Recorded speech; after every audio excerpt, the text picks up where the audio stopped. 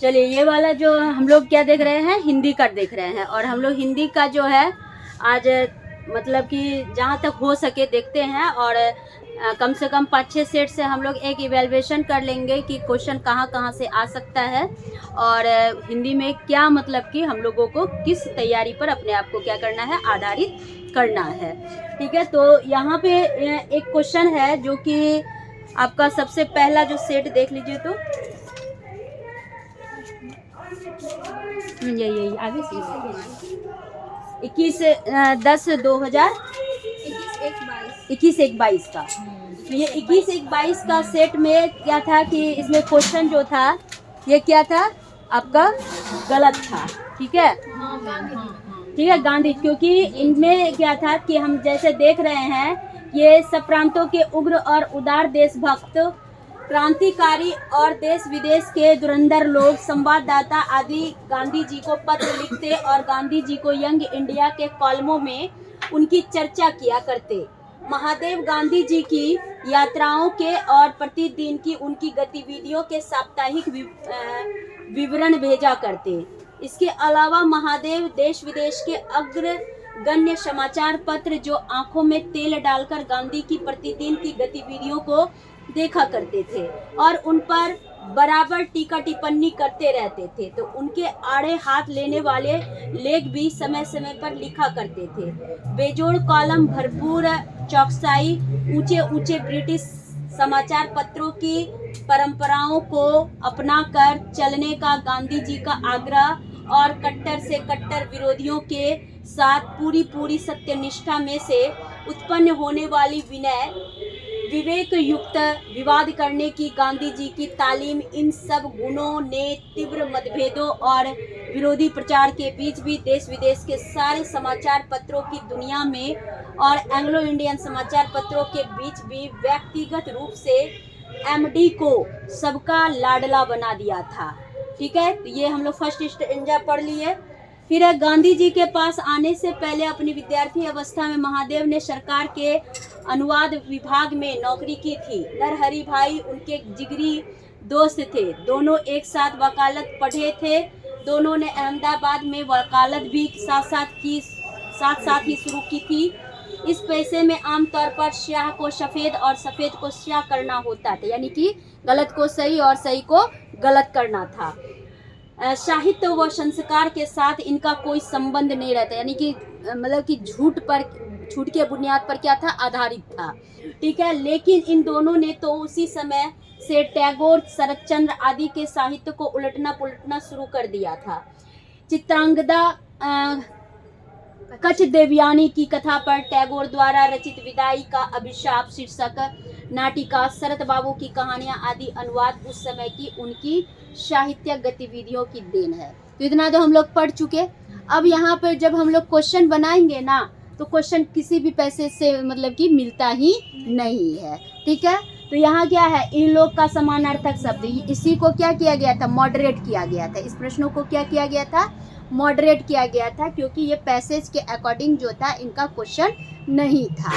तो इसलिए हम ये वाला सेट को क्या करेंगे, इसमें से जैसे कि कुछ आप बना सकते हैं। जैसे नैसर्गिक शब्द का विलोम क्या होता है, कृत्रिम। नैसर्गिक मतलब प्राकृतिक है। ठीक है, जबकि हम इसका विलोम यानी कि उल्टा करेंगे तो क्या हो जाएगा, कृत्रिम हो जाएगा। ठीक है, तो हम कुछ जो कि बना सकते हैं तो उसको हम लोग देख ले, तो क्या हो जाएगा आपका, कृत्रिम हो गया।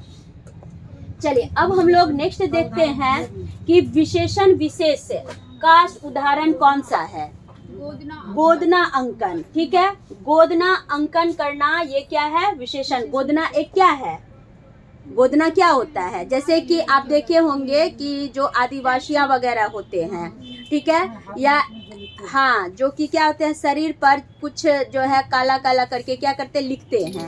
ठीक है, तो ये एक है गोदना। तो गोदना क्यों, हाँ, गोदना का जो अंकन किया जाता है, तो ये एक क्या है, पहले के समय में एक विशेषता थी, यानी कि विभिन्न प्रकार के जो जातियां और जनजातियां होते थे वो क्या करते थे, यानी कि गोदना करते थे। इससे वो समझते थे कि नहीं, गोदना से क्या है, ये हम लोग ईश्वर को प्राप्त करने की जो एक बातें थी, तभी ये धारणाएं क्या थी, व्याप्त थी। ठीक है, इसलिए मतलब कि गोदना जो है वो पवित्रता का क्या माना जाता था, प्रतीक माना जाता था। आज भी जो है बहुत सारी महिलाओं के मन में ये धारणा होते हैं कि गोदना गुदवाने से क्या होता है, यानी कि परम धाम की क्या होती है, प्राप्ति होती है।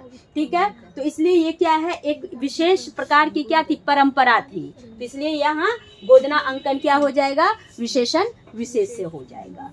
चलिए, बाकी जो है हम लोग 94 में वही है, यहाँ प्रस्तुत गद्यांश के अनुसार तो कुछ है ही नहीं। ठीक है, तो ये क्वेश्चन ही क्या था आपका, रॉन्ग था। जितना हम लोग महात्मा गांधी के बारे में पढ़े, लेकिन यहाँ ना ही रामनामी पंथ के बारे में कोई चर्चा थी, ना ही जनजातीय कबीले के बारे में चर्चा थी, ना ही गोदना के बारे में है कोई, ना ही रामनामी पंथ और गोदना से संबंधित था। तो इसलिए ये जो क्वेश्चन है, यानी कि 23 जनवरी ना, 23 जनवरी 21 जनवरी 2022 का क्वेश्चन था, ये क्या था, यानी को मॉडरेट इस दिन का किया गया था। ठीक है, तो इसलिए कोई आंसर नहीं है। चलिए, अब हम लोग यहाँ नेक्स्ट क्वेश्चन देखेंगे। मतलब ये भी जो है, ये भी नहीं होगा, ये भी नहीं होगा, जितना भी है तो ये नहीं होगा। चलिए, अब पद्यांश की बात करते हैं।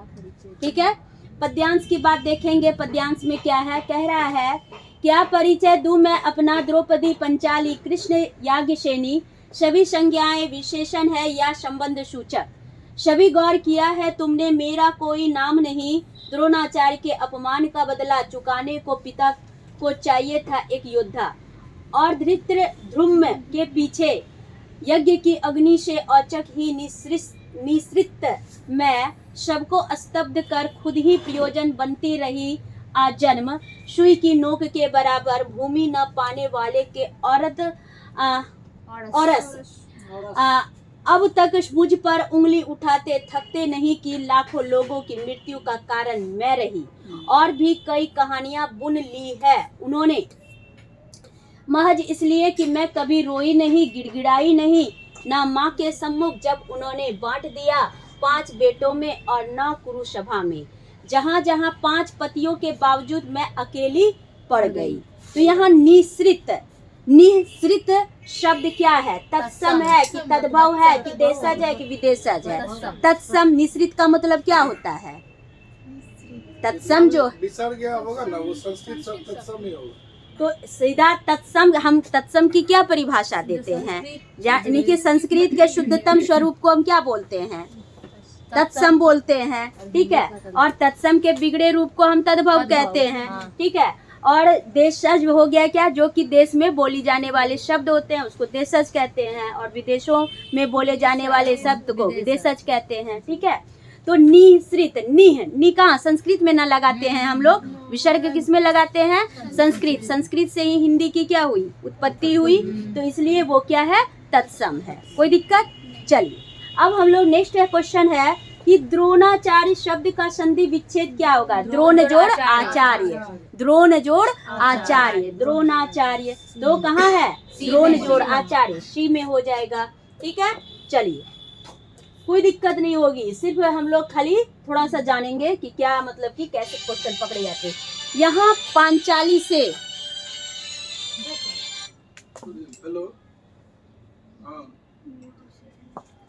यहाँ पांचाली से क्या आशय है, 5 पतियों की पत्नी नहीं, पांचाल देश की राजकुमारी थी, कौन, पांचाली का और दूसरा नाम द्रौपदी। ठीक है, तो वो पांचाल देश की राजकुमारी थी, लेकिन लोगों के मन में क्या भ्रम है कि उनके 5 क्या थे, 5 पांडव से शादी हुई थी ना द्रौपदी की, तो इसलिए मन में भ्रम क्या होता है कि लोग उनके इतिहास को नहीं जानते, कहते 5 पतियों की पत्नी है कौन, द्रौपदी। पांचाल नरेश की वो राजकुमारी थी, पांचाल देश है, हाँ बिल्कुल, पांचाल देश की राजकुमारी थी कौन, पांचाली, मतलब उनका जो है मूल नाम था, और उसके बाद क्या था उनका द्रौपदी जो है, बोली जैसे हम लोग का स्कूल और बाहर का नाम होता है वैसे ही। चलिए, पांचाल जाति के लोग नहीं होगा, 5 बेटे की माँ नहीं होगा। ठीक है, तो राइट आंसर क्या हो गया, बी हो गया। चलिए, अगला क्वेश्चन देखेंगे। नेक्स्ट क्वेश्चन है 103 में, कह रहा है पिता को चाहिए था एक योद्धा। पिता को क्या चाहिए था? एक योद्धा चाहिए था। तो यहाँ किस योद्धा की बात हो रही है भाई? द्रुपद की, अर्जुन की, अश्वत्थामा की या धृष्टद्युम्न की?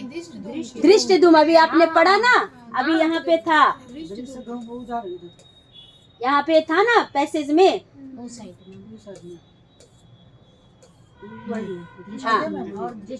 यहाँ पिता को चाहिए था एक योद्धा और धृष्टद्युम्न के पीछे, धृष्टद्युम्न के पीछे। इसी को नहीं समझ पा रहे थे, धृष्टद्युम्न के पीछे न बोल रहा है। तो धृष्टद्युम्न और योद्धा चाहिए था, एक योद्धा तो था ही, ठीक है, और योद्धा चाहिए था, इसको समझना होगा, ठीक है। तो क्या हो जाएगा? धृष्टद्युम्न। चलिए, यज्ञ की अग्नि से कौन उत्पन्न हुआ? 5 पांडव या धृष्टद्युम्न या द्रौपदी या धृष्टद्युम्न और द्रौपदी? बताया जाए। दोनों देखिए फिर से यहाँ हम लोग पैसेज की ओर चलते हैं, ठीक है। जहाँ अगर लगे संदेह तुरंत पैसेज देखिए। यहाँ देखिए कहा गया है, यज्ञ की अग्नि से औचक ही निसृष्ट हूँ मैं, सबको स्तब्ध कर खुद ही प्रयोजन बनती रही आजन्म। खुद ही का नहीं, द्रौपदी खुद ही क्या थी? मतलब कि प्रयोजन बनती रही। तो धृष्टद्युम्न के साथ साथ द्रौपदी, बिल्कुल दोनों डी नंबर होगा ना? डी नंबर होगा, ठीक। खुद है, फिर कौन आई? तो क्या हो गया? धृष्टद्युम्न और द्रौपदी। चलिए, कुरुसभा में उपस्थित द्रौपदी के पतियों को क्या कहा जाता है? पांडव। ठीक है, क्या होगा? पांडव। बहुत बढ़िया, यहाँ तक समझ गए। अब है कि सभी बच्चे उन गतिविधियों द्वारा अभिप्रेरित होते हैं जिनकी योजना वयस्क द्वारा बनाई जाती है। नहीं। उसके बाद है जिनकी योजना बच्चों द्वारा बनाई जाती है। नहीं। जो बच्चों के लिए अर्थपूर्ण होती है। ये बिल्कुल सही, ठीक है। जो अध्यापकों के लिए अर्थपूर्ण होती है। नहीं। यहाँ समझेंगे, बच्चे उन गतिविधियों द्वारा अभिप्रेरित होते हैं जो बच्चा क्या करेगा, यानी कि जो बच्चों के अर्थपूर्ण मीनिंगफुल होगा, ठीक है, उसके लिए वो बच्चा क्या करेगा, उनमें गतिविधि करेगा, एक्टिविटीज करेगा। तो राइट आंसर सी हो गया। चलिए, अब हम लोग नेक्स्ट क्वेश्चन देखेंगे, क्वेश्चन नंबर 107। कह रहा है प्राथमिक स्तर पर किसी गतिविधि या किसी खेल के लिए अनुदेशन दिया जाना चाहिए। बिल्कुल। तो बच्चों की घर की भाषा या मातृभाषा में देना चाहिए। फिर है द्वितीय भाषा या अंग्रेजी में। नहीं। फिर है विद्यालय की भाषा या राज्य की भाषा में। नहीं। उसके बाद है शिक्षक की भाषा या अनुदेशन के माध्यम में। नहीं। तो राइट आंसर क्या आ जाएगा? 1 नंबर। ठीक है, यानी मातृभाषा प्राथमिक स्तर पर या घर की भाषा जो होती है वो उनको, ठीक है। चलिए नेक्स्ट क्वेश्चन, क्वेश्चन नंबर 108। कह रहा है कि निम्नलिखित कथन के संदर्भ में कौन सा विकल्प सही नहीं है? कविता, गीत एवं मंत्र वे तरीके हैं जिनसे बच्चे शब्द एवं वाक्य संरचना रटते हैं। नहीं।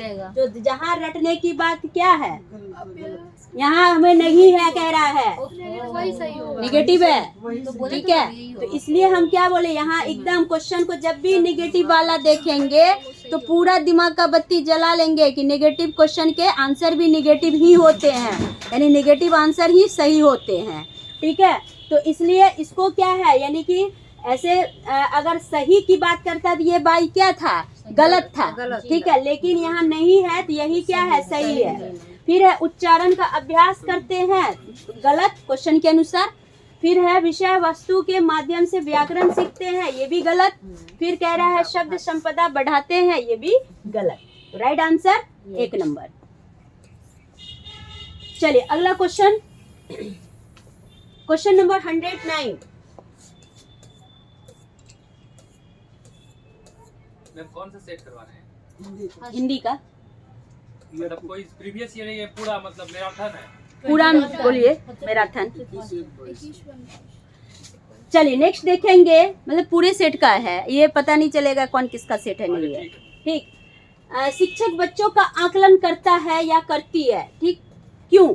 यह ज्ञात करने के लिए कि कक्षा में कौन भाषा का श्रेष्ठतम प्रयोग करते हैं। नहीं भाई, ठीक है, यह पता लगाने के लिए कि बच्चों को सीखने में कहाँ कमी आ रही है, बिल्कुल ये हो सकता है। फिर है बच्चों को उनके आगे के अधिगम के लिए सहायता प्रदान हेतु योजना बनाने के लिए नहीं। फिर है मानते हैं, चलिए मानते हैं। उसके बाद है बच्चे की उसके सहपाठी से तुलना की बात तो पहले हटा दिए।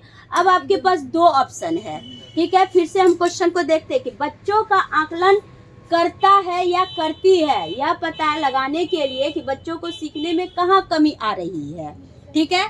तो ये भी सही है। फिर कह रहा बच्चों को उनके आगे के अधिगम के लिए सहायता प्रदान करने हेतु योजना बनाने के लिए ज्यादा अच्छा है, ये विशेष है कि बच्चा इतना सीखा है, अब बच्चे को और भी हमें क्या करना है, सिखाना है, या उनके जो भी बातें हैं कमियां हैं उनको क्या करना, अधिगम पर आधारित करना है। तो ये उनके लिए क्या करनी होगी, प्लानिंग करनी होगी, ठीक है। तो ये प्लानिंग की योजना करना जो है ये ज्यादा क्या होगा, बच्चों का आकलन करेगा। तो सबसे अच्छा बेस्ट ऑप्शन क्या हो जाएगा, सी। चलिए क्वेश्चन नंबर 110 कह रहा है द्विभाषी बच्चे या दो भाषा जानने वाले बच्चे किसी से बात करते समय प्रायः एक भाषा के शब्दों का प्रयोग करते हैं। तो संकेत का क्या, ये क्या कहलाता है, संकेत बदलना या संकेत मिश्रित करना, बहुभाषिकता या दक्षता स्तर। तो फिर से सुनिए, द्विभाषी बच्चे हैं, द्विभाषी बच्चा यानी दो भाषा का प्रयोग कर रहा है, या दो भाषा जानने वाले बच्चे किसी से बात करते समय अगर प्रायः एक भाषा के शब्दों का प्रयोग करते हैं, क्या करते हैं, एक भाषा का प्रयोग कर रहा है, तो इसको क्या संकेत बदलना कहते हैं कि संकेत मिश्रित करना तो नहीं होगा, ठीक है। बहुभाषिकता यानी दो या दो से अधिक भाषा, दो या दो से अधिक भाषा जब बोलते हैं तो उसको हम क्या बोलते हैं, बहुभाषिकता कहते हैं, तो ये भी तो नहीं होगा, ठीक। उसके बाद है दक्षता स्तर की तो कोई बात नहीं, तो क्या वो कर रहा है बच्चा, संकेत बदल रहा है, ठीक है। चलो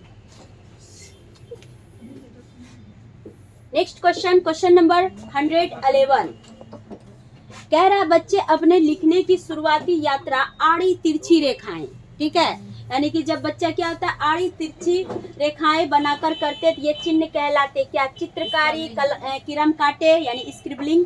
उसके बाद लिखना या स्वयं की वर्तनिंग क्या होगा, स्क्रिबलिंग, ठीक है, क्या होगा, किरम काटे, ठीक है।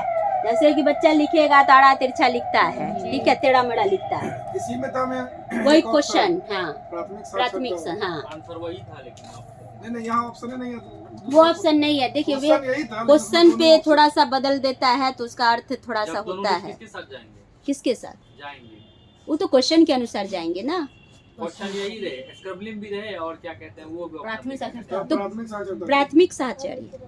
साक्षरता 112 में निम्नलिखित में से कौन सा एक कौशल बच्चों को उनका हस्तलेखन विकसित करने में सहायता करेगा, अलमारी में कपड़ा फैलाने में, कि कुछ छलका देना, तिलिया, या धागे में मनके पिरोना, धागे में मनके पिरोना। ये कौन सा कौशल है, धागे में मनके, सूक्ष्म गति कौशल, बिल्कुल सही, लिखना भी वही है, ठीक है। दौड़ना, चलना, उछलना, कूदना स्थूल, लिखना लेकिन सूक्ष्म, हाँ लिखना सूक्ष्म, यानी जिसमें मांसपेशियां ज्यादा एक्टिव हो, ज्यादा वर्क करे, उसको हम क्या स्थूल बोलेंगे। जिनमें मांसपेशियां कम रहे, कम जरूरत मांसपेशियां करे, तो वहाँ छोटा काम में क्या होगा, सूक्ष्म होगा, महीन काम। चलिए नेक्स्ट है 113 में निम्नलिखित में से कौन सी भाषा की पुस्तक में चित्रों के बारे में सबसे महत्वपूर्ण है। पहला है चित्र अपरिचित एवं याद किए जा सकने वाले संदर्भों में भाषा को समझने में मदद करते हैं। फिर से देखिए कि कौन सी भाषा की पुस्तक में चित्रों के बारे में सबसे महत्वपूर्ण है। चित्र अपरिचित एवं याद किए जा सकने वाले संदर्भों में भाषा को समझने में मदद करते हैं, हो सकता है। फिर है चित्र शिक्षार्थी द्वारा अपने आसपास क्या देखा, क्या सुना और क्या महसूस किया को मिलाने में सहायता करते हैं। फिर है बच्चों की दृश्य साक्षरता विकसित करते हैं। फिर है चित्र बनाने वाले तथा शिक्षक की कला एवं सौंदर्य बोध की सराहना करते हैं। चित्र बनाने वाले यानी कि चित्र बनाने वाले यानी जो भी बच्चा हो, ठीक है, तथा शिक्षक की कला यानी आर्ट का, ठीक है, ये और सौंदर्य बोध की सराहना करते हैं। ये कम है, ये कम महत्वपूर्ण है, ठीक है। तो अब आप बताइए कि आपको ABC में सबसे ज्यादा क्या होगा? A number. कि चित्र जो है ये अपरिचित एवं याद किए जा सकने वाले संदर्भों में क्या करती है? भाषा को समझने में मदद करती है। जैसे कि हम लोग महात्मा गांधी का चित्र या सर्वपल्ली राधाकृष्णन के चित्र देखे, तो यानी कि आप क्या है जानते हैं कि सर्वपल्ली राधाकृष्णन क्या हैं? इनको शिक्षक दिवस के दिन क्या करते हैं? हम लोग याद करते हैं। तो ये चीज़ आपके क्या है, जैसे ही आप चित्र देखते हैं तो आपको उनके बारे में हर चीज़ क्या हो जाती है? पता चल जाती है। यानी कि एक भाषा का क्या होता है? यानी कि आप में विकास होने लगता है। तो चलिए, उसके बाद जितना भी आप चित्र देखते हैं तो ये आपके पुराने अनुभवों को क्या करती है? यानी भाषा पर आधारित करती है। नेक्स्ट है कहानियां बच्चों को भाषा अधिगम का आनंद लेने तथा उनमें डैश विकसित करने के लिए प्रोत्साहित करती है। साहित्य की सराहना बोध, चलिए, भाषा के रूपों को नहीं, जीवन कौशल को नहीं, गत्यात्मक कौशल को, तो सहायक साहित्य की सराहना बोध करने में। फिर से समझे जो नहीं समझे हैं। कह रहा कहानियां बोध, बोलिए जिसको नहीं समझ में आया।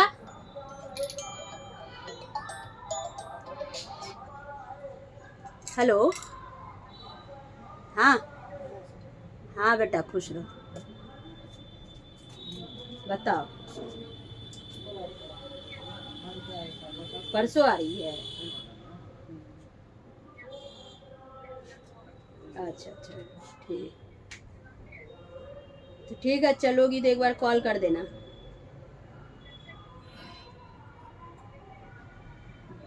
ठीक ठीक, अच्छा ठीक ठीक ठीक। कितना? 30 को? हाँ 30 को ना, आवाज़ कट रहा है। ठीक ठीक ठीक ठीक, हम भेज देंगे। ठीक ठीक, और सब ठीक ना? ठीक ठीक ठीक, हाँ सब ठीक है, सब ठीक है, सब ठीक है। ठीक ठीक ठीक, बाय बाय।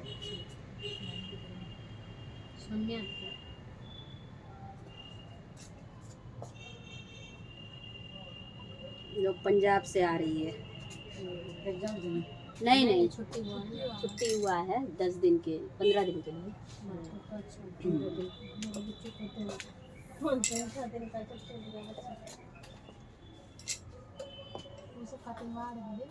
चलिए अब आगे बढ़ते हैं। हाँ, बताए नहीं, पूछे तब आप बोले बताए नहीं, नहीं तो हाँ में हाँ मिला रहे थे। कह रहा कहानियाँ, स्टोरी जो होते हैं बच्चों को भाषा अधिगम का आनंद लेने, तो जब कहानी बताते हैं तो हम लोग इस उम्र में भी आ गए तो कहानी सुनने में कितना मजा आता है, ठीक। हाँ, तो इसलिए क्या है कि उनमें डैश विकसित करने के लिए प्रोत्साहित, यानी बच्चों में क्या विकसित करने के लिए कहानियां प्रोत्साहित करती है? पहला है साहित्य की सराहना बोध, बिल्कुल सही है। फिर है भाषा के रूपों में, मानिए भाषा के रूपों में एक है जीवन कौशल और एक है गत्यात्मक कौशल। तो गत्यात्मक कौशल की तो बात नहीं हो रही है। गत्यात्मक कौशल कितने होते हैं? दो, सूक्ष्म और स्थूल, ठीक है। और जीवन कौशल नहीं, तो अब ये दोनों में सबसे बढ़िया कौन है?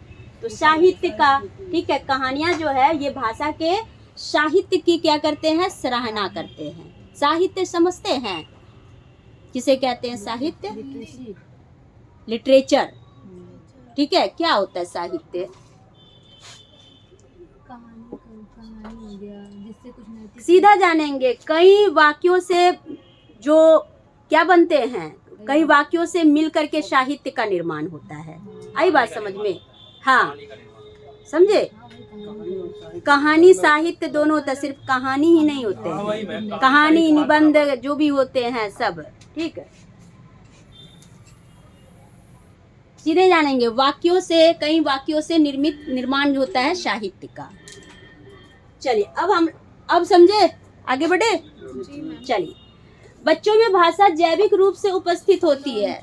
बिल्कुल जैविक रूप से क्या होती है? उपस्थित होती है, तथा वह भाषा बच्चों में ठीक उसी तरह से विकसित होती है जैसे कि अन्य जैविक कार्य, यानी कि जितने भी हम लोग बायोलॉजिकल वर्क करते हैं, ठीक है, तो वो वैसे ही बच्चे में भी मतलब कि हर जैविक रूप से क्या होती है? भाषा डेवलप होती है। यह कथन किसने कहा? तो भाषा का कौन है भाई? Noam Chomsky. ठीक है, आप सभी सब जानते ही हैं कि स्किनर क्रिया प्रसूत सिद्धांत के क्या थे? प्रतिपादक थे। किसका? अनुकरण नहीं था, ठीक है। कौन? अनुकरण और नकल का सिद्धांत है, ठीक है, वही है, स्किनर है। हाँ, लेव वाइगोवस्की समाज से है, जीन पियाजे संज्ञान से। बस नोम चॉम्स्की जो आ जाएगा वो भाषा अधिगम, ठीक है, जहाँ भाषा आए नोम चॉम्स्की, ठीक है। चलिए आगे बढ़ेंगे। चॉम्स्की सिर्फ हिंदी में है भाई, ठीक है, और कहीं नहीं है अभी, याद रखिएगा। अरे लैंग्वेज में ही है।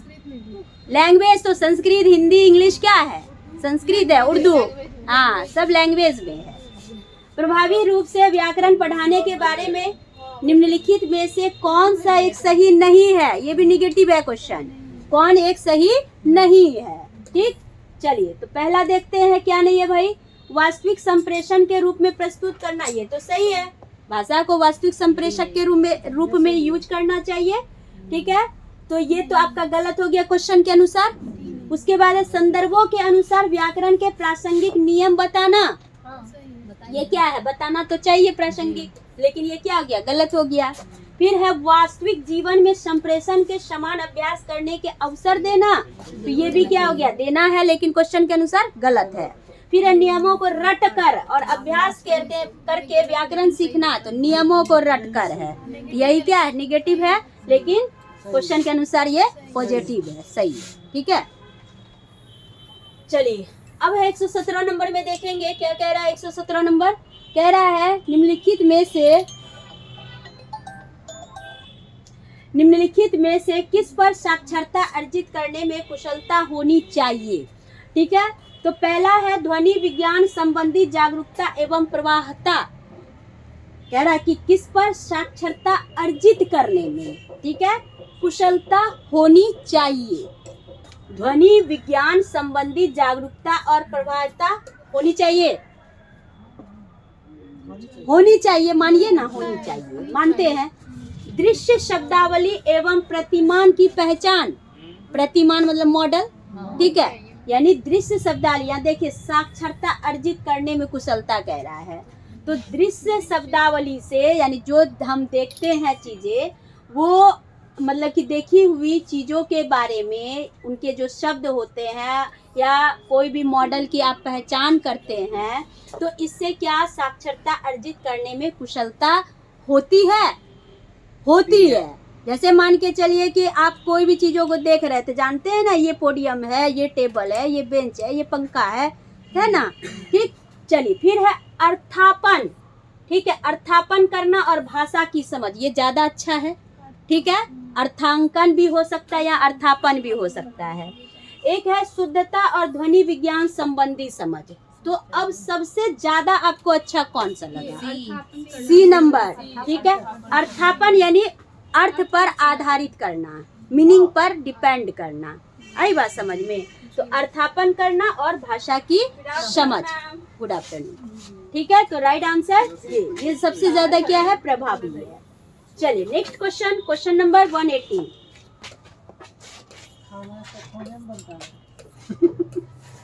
कह रहा शिक्षा में भाषा अधिगम की प्रक्रिया को बढ़ावा देने के लिए तकनीकी यानी प्रौद्योगिकी का प्रयोग करना डैश कहलाता है। तो आईटीसी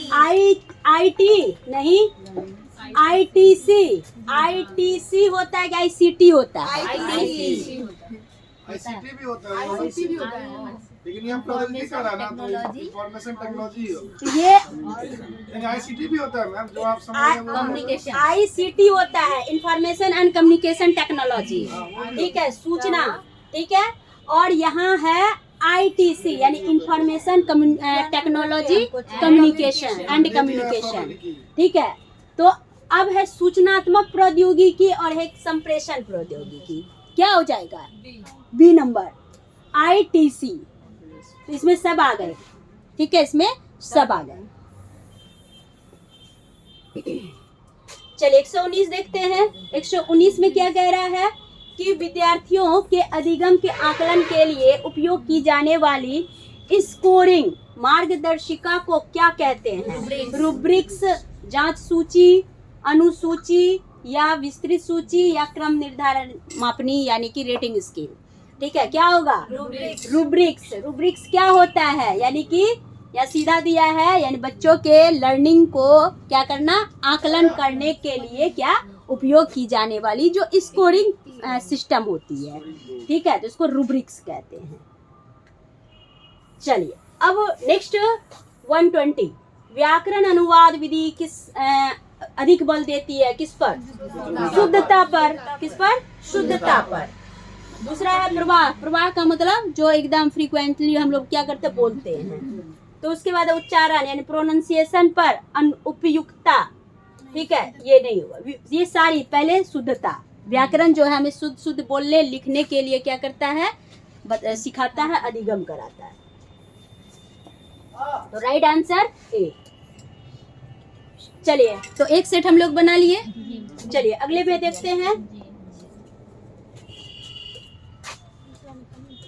चलिए फिर कह रहा है, मैं आपके सामने पैसेज है और पैसेज को हम लोग ध्यान से पढ़ेंगे, ठीक है, और उसके बाद फिर हम लोग क्या करेंगे आगे देखेंगे। मन में विश्वास रखे तो कोई हार नहीं सकता, पर मन में शंका रहे तो कोई जीत नहीं सकता। बिल्कुल सही। जैसे कि अभी हम लोग अगर सीटेट को मन से सोच लिए हैं कि भाई हमसे नहीं निकलेगा तो कभी नहीं निकल सकता है, और अगर आप मन में सोच लिए हैं कि नहीं हमें सीटेट निकालना और हम निकाल सकते हैं, ठीक है, तो आप हमेशा पॉजिटिव होते जाते हैं और आप निकाल के ही रहते हैं, ठीक है। तो इस तरह से कोई भी ऐसा मनुष्य का उद्देश्य नहीं है जो कि मनुष्य के मन पर आधारित ना है।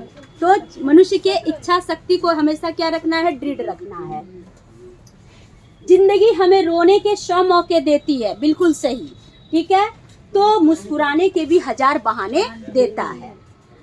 प्रकृति ने हर चीज का एक जोड़ा अपना बनाया हुआ है, रात और दिन, अंधेरा और उजाला, यानी रात है तो भाई दिन है, अंधेरा है तो उजाला है, गोरा है तो काला है, अच्छा है और बुरा, उत्थान और पतन, उत्थान है तो किसी का पतन भी है, हार है तो जीत भी है।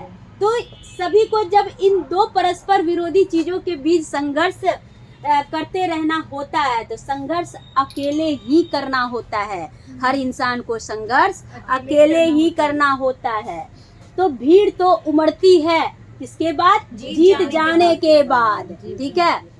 तो बस इतना सा हुनर सीखना है, जमीन पर रहकर आसमान को जीतना है।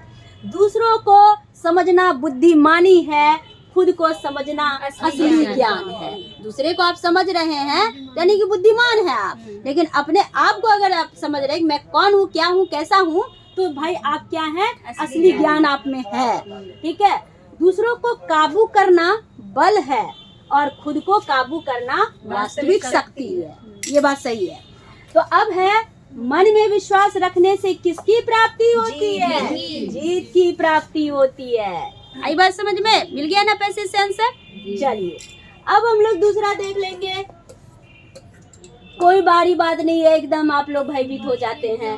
फिर कह रहा दूसरा, वास्तविक ज्ञान किसे कह सकते हैं? अपने आप के बारे में समझ बनाना, ठीक है। चलिए बाकी यहाँ था दूसरे के बारे में जानकारी क्या कहलाता था? बुद्धिमानी, ठीक है। तो ये गलत। फिर पुस्तकों की जानकारी की तो कोई चर्चा ही नहीं है पैसेज में, धार्मिक ग्रंथ के बारे में भी कोई चर्चा नहीं है, तो ऐसे भी गलत। चलिए अब है संघर्ष अकेले करना होता है, ये बिल्कुल पैसेज में कहा गया है, ठीक है। तो संघर्ष में कोई अकेला नहीं छोड़ता, ऐसी बात नहीं है, ठीक है। संघर्ष में स्वयं ही जूझना होता है, ठीक है। संघर्ष से व्यक्ति निखरता, ये बात बिल्कुल है, सही है, ठीक है। फिर है सभी के जीवन में संघर्ष, ये भी सही है, लेकिन पैसे से कौन जुड़ा है? संघर्ष में स्वयं ही जूझना पड़ता है। चलिए बहुत बढ़िया।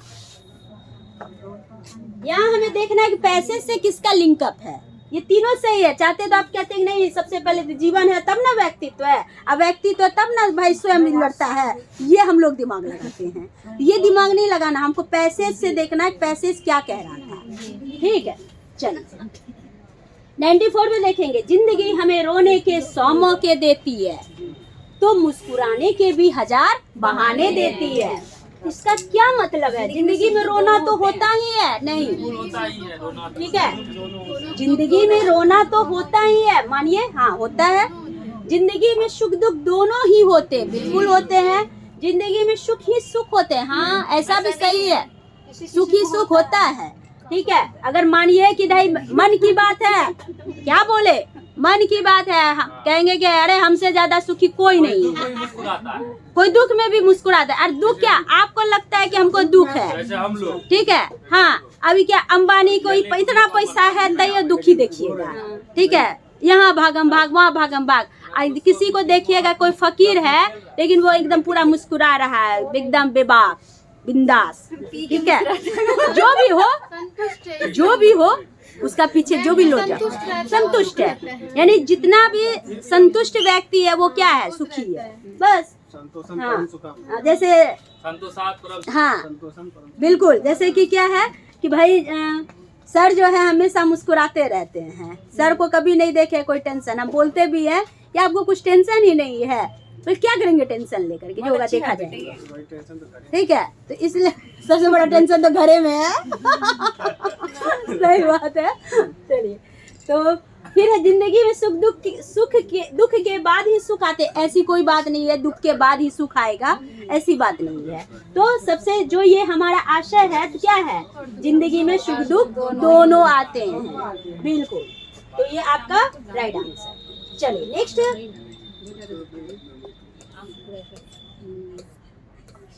निम्नलिखित में से कौन सा समूह से भिन्न है? दिन हाँ, दिन का संगी रात, गोरा का काला, अंधेरा का उजाला, लेकिन तरह कहते हैं ना, तरह तरह नहीं है आपका। ठीक है, इसलिए ये आपका राइट आंसर। बाकी ये सब क्या हो गया? गलत हो गया, रॉन्ग हो गया। चलिए नेक्स्ट आएंगे, कौन सा जोड़ा गद्यांश में नहीं है? रात दिन तो था, सुख दुख भी था, क्या अच्छा बुरा नहीं था। ठीक है, नहीं मैम, अच्छा बुरा भी था, सुख दुख नहीं था, हिडन मीनिंग था ये। हाँ, ये छुपा हुआ है। चलिए, तो कैसे नहीं पैसेज बनता है, तो आप लोग बना लिए हैं। अब देखिए नेक्स्ट कह रहा है, जमीन पर नहीं और ये पतन। पतन शब्द का विलोम क्या है? उत्थान। उत्थान का पतन। चलिए, उन्नति का अवनति, नीचे गिरना का ऊपर उठना, अधोगति का शीर्षगामी, वही हुआ अधोगति शीर्षगामी। उल्टा उल्टा अधोगति तो ऊर्ध्वगामी 20 से होता है, ऊर्ध्वगामी 20 से हाँ, ऊपर तक निम्नगामी निम्नगामी। ऊपर का उल्टा नीचा होता है, बीच का उल्टा क्या होता है? बीच का नहीं, बीचे का तो मध्य ही होता है, बीच का उल्टा क्या होगा? किनारा नहीं, किनारा नहीं होगा, बीच का नहीं होना चाहिए। उल्टा उधोगति, उधोगति अधोगति है, अधोगति या उधोगति रहता तब न शीर्षोमुखी या मस्तकोन्मुखी, या अधोगति है। अधो मतलब नीचे होता, अधम कहते हैं ना, अधम मतलब नीचे। हाँ, इसका उत्थान उत्थोगति होगा, उत्थोगति। चलिए हाँ नेक्स्ट, गद्यांश के अनुसार सच्ची शक्ति कौन सी है? दूसरों पर विजय प्राप्त करना, स्वयं पर नियंत्रण करना।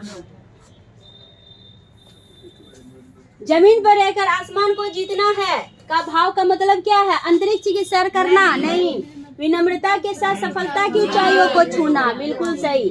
गगनचुंबी इमारतों का निर्माण करना नहीं, तकनीकी विकास की ऊंचाइयों पर जाना नहीं। तो क्या होगा? विनम्रता के साथ सफलता की ऊंचाइयों को छूना। चलिए, सबको समझ में आ रहा है ना? चलिए 100 से 105 अब पद्यांश में हम लोग जाएंगे। केवल विदेशी वस्तु ही क्यों, अब स्वदेशी है कहाँ? वह वेशभूषा और भाषा सब विदेशी है यहाँ। गुण मात्र छोड़ विदेशियों के हम, उन्हीं में सन गए। कैसी नकल की वाह, हम नक्काल पूरे बन गए। सब स्वाभिमान डुबो चुके जो पूर्व पारावार में। आश्चर्य है हम आज भी हैं जो रहे संसार में। किंतु इसे जीना कहे तो फिर कहे मरना किसे। जीना कहाँ है वह नहीं है, ध्यान कुछ अपना जिसे। ठीक है, तो कवि के अनुसार विदेशियों की किस बात की नकल नहीं की गई? गुण की। किसकी? गुण की। चलिए, बाकी तो भाई भाषा का भी कर लिए हैं। आजकल नमस्ते उमस्ते खत्म हो गया है, हाय हेलो में विदेशी बदल गए हैं, है ना। वेशभूषा क्या है? धोती कुर्ता साड़ी वाड़ी चल खत्म हो गया है। जिन्स उनका क्या है? विदेशी परिधान आ गए हैं, जैकेट आ गए हैं, टोपी आ गए हैं, मॉडर्न बन गए हैं। वेशभूषा भी बदल गई हमारी। फिर है वस्तुएं भी क्या है? बदल गए हैं। वस्तुएं भी क्या है? बिल्कुल ठीक है। हाँ, चलिए तो गुण आगे बढ़े। स्पिरिचुअल आ गया, हाँ, एक्सीडेंटल। अरे जितना फटा जींस उतना अधिक मॉडर्न, ठीक है। हाँ, उतना ही ज्यादा महंगा। हाँ, ब्रांडेड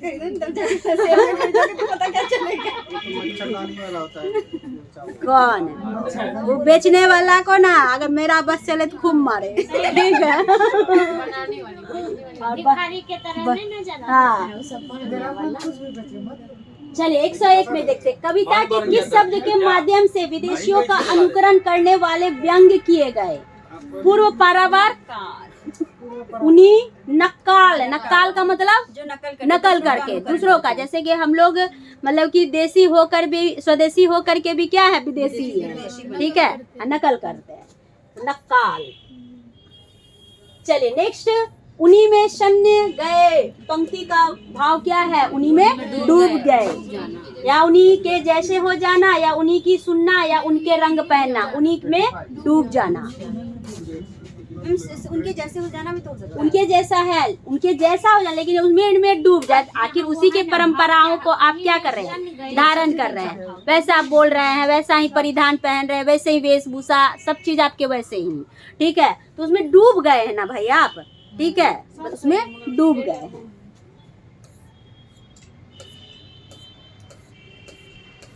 चलिए नेक्स्ट है, जिनका स्वाभिमान समाप्त हो गया है उनका जीना अनुकरणीय है नहीं, प्रासंगिक है नहीं, शोभनीय है नहीं, अशोभनीय है। जिनका स्वभाव ही बदल गया भाई, समाप्त हो गया, स्वाभिमान ही समाप्त हो गया, यानी कि अपना स्वाभिमान बचा ही नहीं है, यानी कि वो क्या है? अशोभनीय है, शोभा के योग्य नहीं है। Right answer D. चलिए अब नेक्स्ट देखेंगे हम लोग, संसार शब्द में इक प्रत्यय लगने पर क्या बनेगा? सांसारिक। सांसारिक 4 नंबर। डी सांसारिक। ठीक है, ये है। संसारिक नहीं, नंबर हो गए। सांसारिक। एकदम सही है। संसारिक नहीं होता, सांसारिक होता है। विशेषण शब्द का उदाहरण कौन है? विशेषण, संसार, विदेशी। ठीक है, वेशभूषा, मरना, क्या होगा? विदेशी। प्राथमिक स्तर पर शिक्षार्थियों के आकलन के दौरान एक भाषा शिक्षक को मुख्य रूप से निम्नलिखित में से एक पर ध्यान देना चाहिए। औपचारिक साप्ताहिक परीक्षा और उसे प्रगति पत्र में दर्ज करना। तो देखिए, एग्जाम में जब भी परीक्षा या रिजल्ट की बात हो तो सीधे वो नकारात्मक में जाएंगे, निगेटिव। उसके बाद है एक अवधि के अंत में परीक्षा लेना जो उत्तीर्ण या अनुत्तीर्ण करने में सहायता करे, ये भी गलत। फिर कह रहा भी शिक्षार्थियों के निष्पादन के बारे में विविध तरीके से जानकारी एकत्रित करना तथा उसे शिक्षार्थियों और उनके माता पिता के साथ साझा करना, इसको मानिए। उसके बाद चौथा है भाषा के अभ्यास में वृद्धि तथा विविधता लाने वाले प्रतिदिन कक्षा कार्य एवं गृह कार्य के रूप में दत्त कार्य देना। तो सबसे अच्छा कौन? बिल्कुल एकदम कंफर्म, सी नंबर। चलिए बहुत बढ़िया, लॉक कर दिया जाए। चलिए क्वेश्चन नंबर 107। बच्चे एक या एक से अधिक भाषाओं के साथ विद्यालय में आते हैं। चलिए सही है। एक से अधिक भाषाओं का ज्ञान बच्चों को क्या सहायता करता है? अन्य भाषाओं एवं नई विषयों को आसानी से सीखने में। बिल्कुल ठीक है। राष्ट्र के रीति रिवाजों और अन्य संस्कृतियों को समझने में। मानिए हाँ ठीक है, क्योंकि पहले बच्चे को माता पिता क्या करते हैं, ये सारी चीजें सिखाते हैं, ठीक है, जो कि उनके भाषा में ही क्या होते हैं, समाहित होते हैं। अन्य विद्यार्थियों के साथ न जुड़ने तथा संवेदनशील होने, ये तो बिल्कुल गलत है। अधिक अंक वाली बात भी ये भी हटा दीजिए। तो अब हमारे पास दो ऑप्शन है और क्वेश्चन के अनुसार क्या कह रहा है, एक से अधिक भाषाओं के ज्ञान के साथ विद्यालय में आना, यानी कि अन्य भाषा और नए विषयों को आसानी से सीखने में मदद करती है। बोलो। चलिए क्वेश्चन नंबर 108 में कह रहा है कि कक्षा 3 के विद्यार्थी की कॉपी को देखते समय भाषा की शिक्षिका ने कुछ त्रुटियां देखी, यानी कुछ गलतियां देखी और महसूस किया कि बच्चे लापरवाह हैं इसलिए वे त्रुटियां करते हैं। नहीं, बच्चे त्रुटियां करते हैं, वे दोहरा रहे हैं क्योंकि इसके लिए वे उन्हें दंड नहीं दे रही है। बच्चों की त्रुटियां स्वाभाविक है और उनके अधिगम की संकेतक है। बिल्कुल जरूर है कि बच्चे गलती किए हैं, कहीं ना कहीं सिखाने में उनकी क्या हुई है, त्रुटियां हुई है। एक शिक्षिका के रूप में उसे इस प्रकार की त्रुटियों पर ध्यान नहीं देना चाहिए। बिल्कुल ये गलत है, क्योंकि वे त्रुटियां अधिगम के लिए महत्वपूर्ण नहीं रखती है। बिल्कुल नहीं। तो क्या होगा, सी आपका राइट आंसर।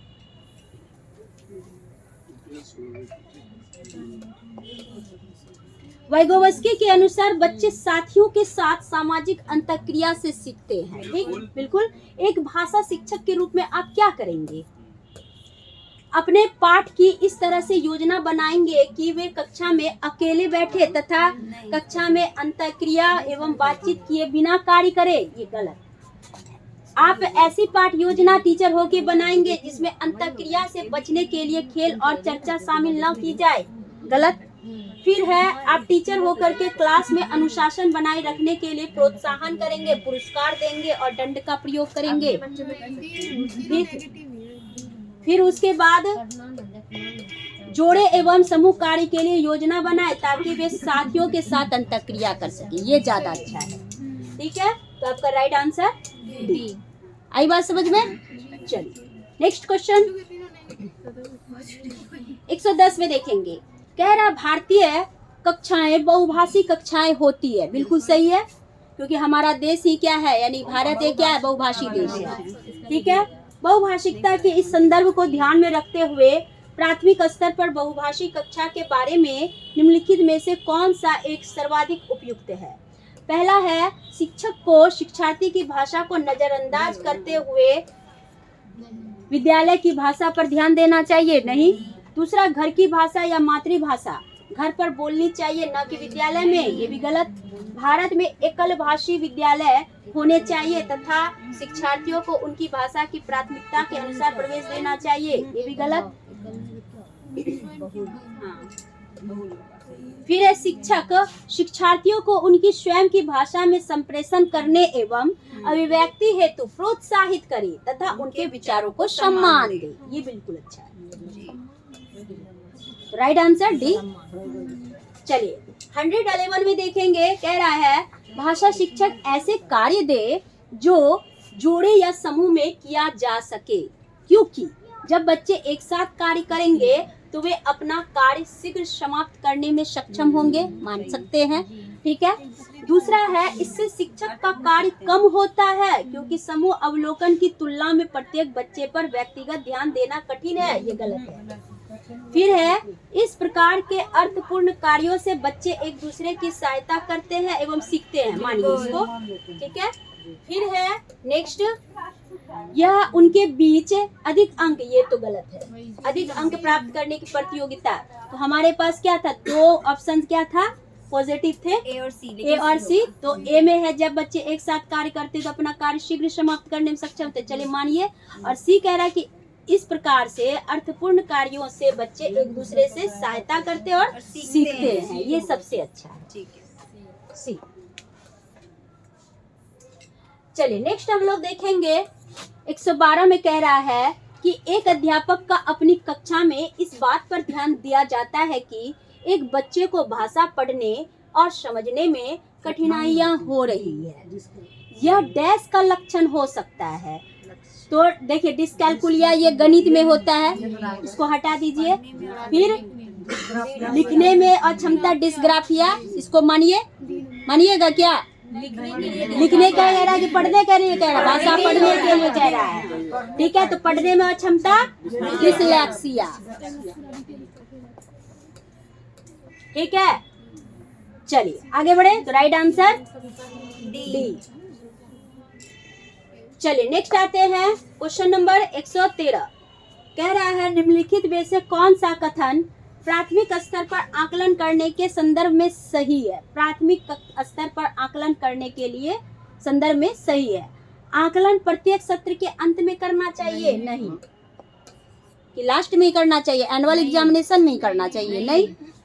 उसके बाद ये तो खाली व्यापक मूल्यांकन हुआ, सतत मूल्यांकन तो हुआ नहीं। फिर है आकलन राज्य आधारित प्रक्रिया होनी चाहिए तथा राज्य द्वारा पूरे राज्य में एक साथ ही आयोजित करनी चाहिए, नहीं। फिर है नेक्स्ट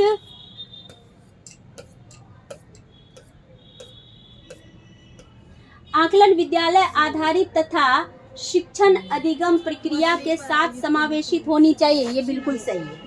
आकलन वर्ष में एक बार आयोजित करनी चाहिए, ये गलत है। Right answer C. चलिए नेक्स्ट 114 नंबर कह रहा है निम्नलिखित में से आप किसे भाषा की कक्षा हेतु प्रमाणिक सामग्री के रूप में स्वीकार करते हैं। पाठ्य पुस्तक को, या देखिए फिर से समझिए इस क्वेश्चन को, आप किसे भाषा की कक्षा हेतु प्रमाणिक सामग्री के रूप में स्वीकार करते हैं। समाचार पत्र, पाठ्य पुस्तक, कार्य पुस्तिका या पूरक पुस्तिका। समाचार पत्र क्यों भाई, ये सच्चाई पर आधारित होता है, प्रमाणिक होता है, दिनचर्या पे, रोजमर्रा पे। चलिए तो यानी कि यहाँ जो है रोजमर्रा से जुड़ी हुई घटनाओं से समाचार पत्र क्या होते हैं, जुड़े होते हैं, ठीक है। तो इस कारण से ये क्या है, यानी कि समाचार पत्र जो है ये इसके अंतर्गत क्या है, पाठ्य पुस्तक, कार्य पुस्तिका और पूरक पुस्तिका, ये क्या होते हैं, संदर्भित होते हैं, ठीक है। नेक्स्ट जैसे कि एनसीएफ 2005 के अंतर्गत जो है बहुत सारी जो नियमावलियां हैं, बहुत सारी बातें जो कही गई है, तो ये क्या है, समाचार पत्र में सब स्कूलों को क्या किया गया, दिया गया, और उसी के अनुसार पाठ्य पुस्तक को या पाठ्यचर्या को क्या किया गया, संचालित किया गया। तो पहले ये चीज कहाँ हुआ, समाचार पत्र में, ये लॉजिक लगाइएगा, ठीक है। लेकिन वहाँ ज्यादा दिमाग क्या चलेगा, कक्षा कक्ष है तो भाई किताब कॉपी, समझे, तो पाठ्य पुस्तक प्रमाणिक कहा है, ठीक है। थोड़ा सा ये क्वेश्चन में थोड़ा सा क्या है, कंफ्यूजन है। अरे गहराई से जो गहराई से, हाँ, सीधे पढ़ के जो निकालेगा बिल्कुल। पाठ्य पुस्तक। भाषा अधिगम के लिए सामग्री तैयार करने के लिए सिद्धांतों में एक है। भाषा अधिगम के लिए सामग्री तैयार करने के सिद्धांतों में एक है क्या, प्रत्येक आयु वर्ग के लिए जटिल सामग्री चुनी जानी चाहिए, नहीं। सामग्री औचित्यपूर्ण तरीके से अस्त्रानुकूल होनी चाहिए, बिल्कुल, यानी कितना बच्चा का उम्र है, बच्चों के लिए ये औचित्यपूर्ण है या नहीं, ये सारी बातों का ध्यान रखना है। किसी भी प्रकार की सामग्री चुनी जा सकती है, नहीं भाई, ठीक है। सामग्री छोटी या सीमित होनी चाहिए, ऐसी बात नहीं है कि सामग्री भाई छोटी और सीमित ही होनी चाहिए। जहाँ सीमित की बात रखेंगे तो फिर ज्ञान का विकास होगा, नहीं होगा, भाषा का विकास होगा, नहीं होगा, इसलिए ज्यादा अच्छा बी नंबर।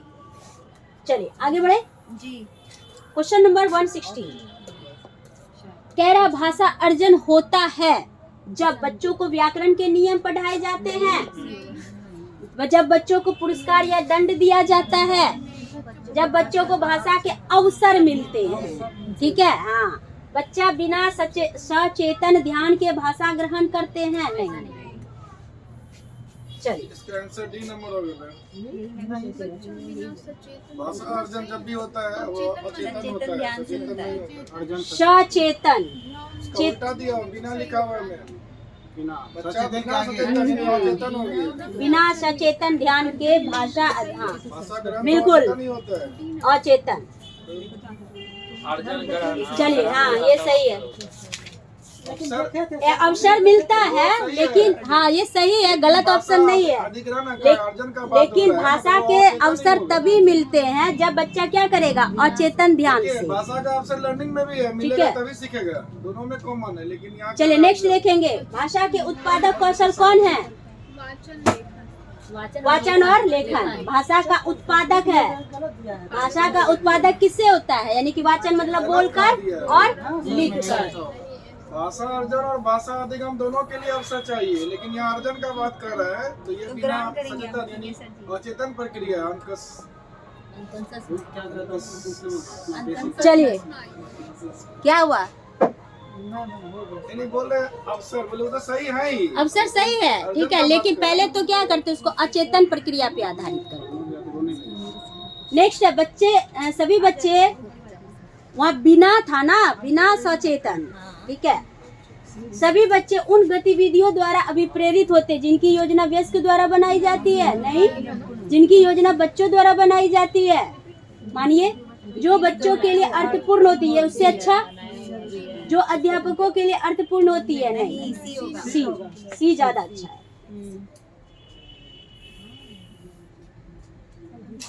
119 द्विभाषी बच्चे या दो भाषा जानने वाले बच्चे किसी से बात करते समय प्रायः एक भाषा के शब्दों का प्रयोग करते हैं, क्या कहलाता है? अभी जस्ट हम लोग बनाए संकेत बदलना।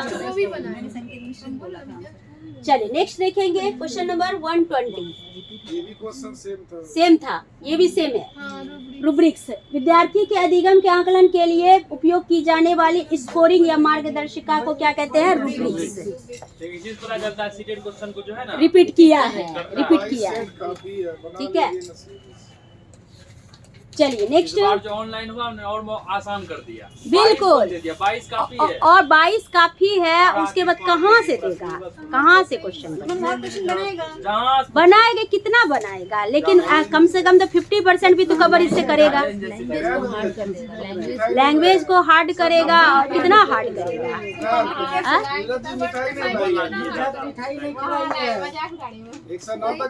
नहीं, ये आ रहा है दुबई से, थोड़ा टाइम लगेगा। हाँ थोड़ा टाइम लगता है इसमें, ठीक है। हाँ लोकल मिठाई ना जल्दी आ जाता है, तो दुबई की मिठाई आप लोग खाइए, पास करते करते आ जाएगा वो मिठाई। चलिए अब हम लोग नेक्स्ट डिस्कस कर रहे हैं नेक्स्ट पैसेज की ओर। पैसेज देख लीजिए ना कितने आसानी से बनाए जा सकते हैं, ठीक है। 17 का था। हाँ जो भी रहे जो भी रहे। अब हम लोग चलते हैं नेक्स्ट पैसेज 91 से 99 तक। क्या है पैसेज है भाई, क्या कब है पता नहीं, चलिए देखते हैं। इसीलिए वो सब हटा दिए हैं, कब का है नहीं है वो मतलब नहीं है, बस उसको क्या किए हैं। बहुत बढ़िया, बहुत है। ऐसे क्या होता है रट लेते हैं कितना का ये है। सही बात हाँ।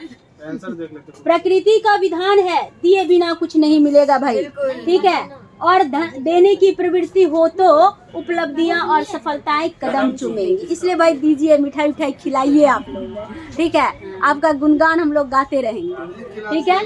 चलिए उपलब्धियां और सम्मान व्यक्ति को विशिष्ट पहचान दिलाते हैं, बिल्कुल सही। तब नंबर ज्यादा आएगा। तो देखिए नंबर तो ज्यादा आता ही, उपलब्धियां भी बढ़ती है। हम लोग जय जयकार करेंगे नुजा जी, बहुत बढ़िया, बिल्कुल। वहाँ क्या बोले, दान करने से उपलब्धि बढ़ता है, जिसका उपलब्धि कम है वो और ज्यादा दान। हाँ तो शुरुआत आप ही से होगा, शुरुआत आप ही से, ठीक है, ठीक है। चलिए अब है तो क्या बोले भाई कि उपलब्धियां और सम्मान व्यक्ति को विशिष्ट पहचान दिलाते हैं, तो उसके सुचारू जीवन के लिए अपरिहार्य है।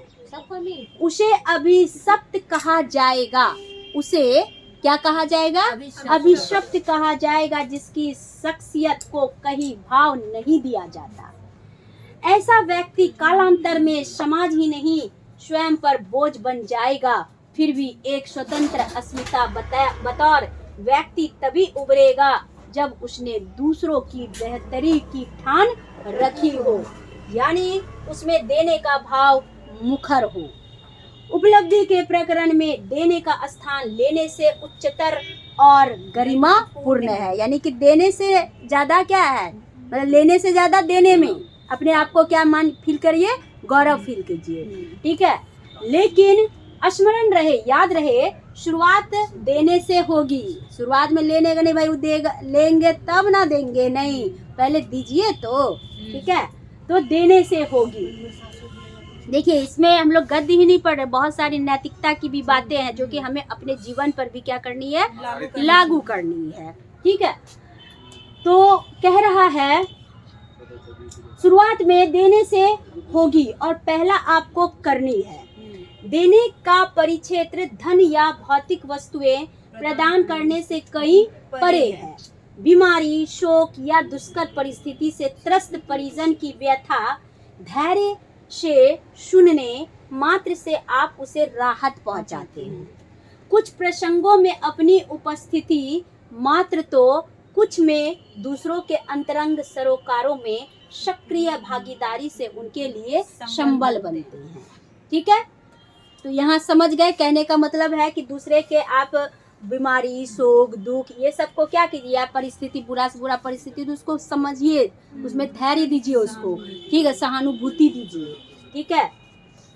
तो प्रकृति का क्या विधान है भाई, दिए बिना कुछ नहीं मिलता है, ठीक है, यानी पहले दोगे तभी पाओगे, ठीक है। चलिए फिर यहाँ है दिए बिना सब कुछ मिलता है, नहीं, देने पर भी कुछ नहीं मिलता है भाई, मिलता है, ठीक है। जैसे माता पिता अगर क्या है, आपको बिना स्वार्थ का क्या करते हैं, अगर पालते हैं तो उनको भी क्या है, एक समय में आपके द्वारा भी क्या मिलता है, फल मिलता है, सहारा मिलता है, ठीक है।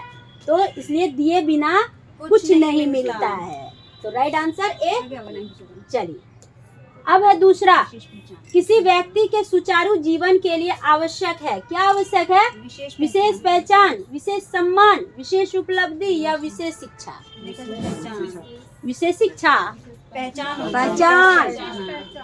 किसी व्यक्ति के सुचारू जीवन के लिए भाई पहले क्या होनी चाहिए, उनकी पहचान होनी चाहिए, ठीक है। और विशेष पहचान बनेगी तो क्या मिलेगी, विशेष उपलब्धि मिलेगी, विशेष सम्मान मिलेगा। पहले तो पहचान ना, ठीक है, बात होने के बाद पहचान, बिल्कुल। फिर है कैसे व्यक्ति, सीटेट पास करने से पहचान नहीं मिलेगी, अच्छे कर्म करने से मिलेगी। ये अच्छे कर्म हैं बच्चों के पढ़ाने।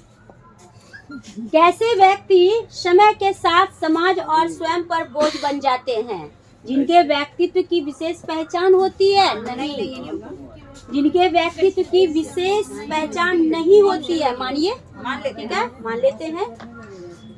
उसके बाद तीसरा है जिनका समाज में विशेष स्थान होता है, नहीं, जिनके पास धन की कमी होती है, नहीं, तो बी नंबर।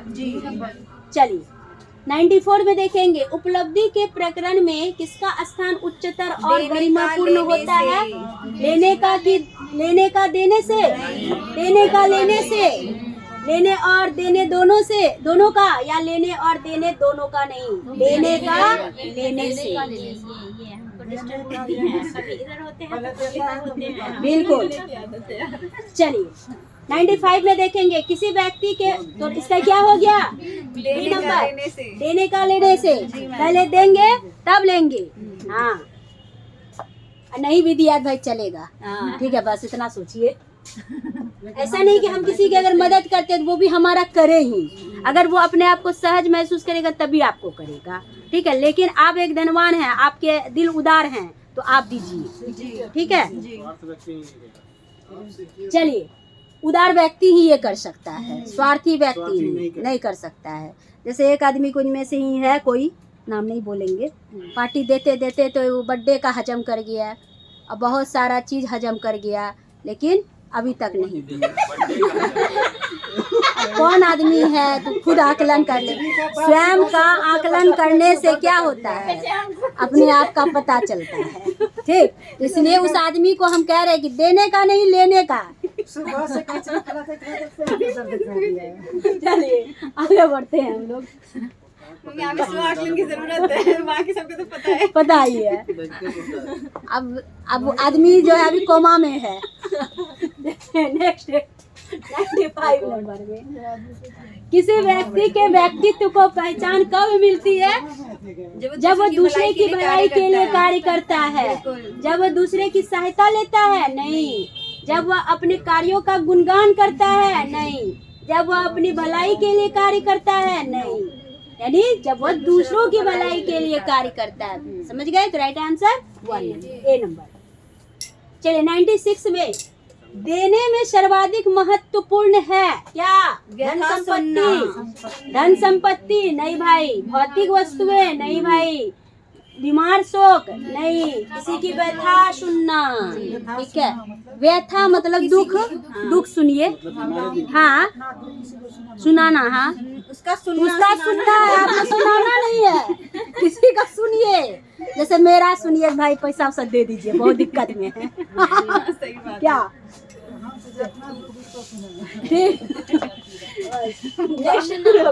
बारी बारी से भी जाएंगे आपके पास।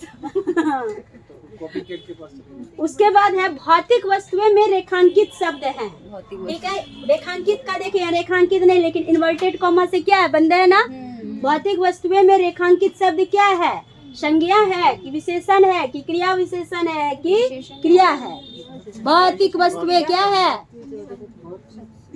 जल्दी बोलिए।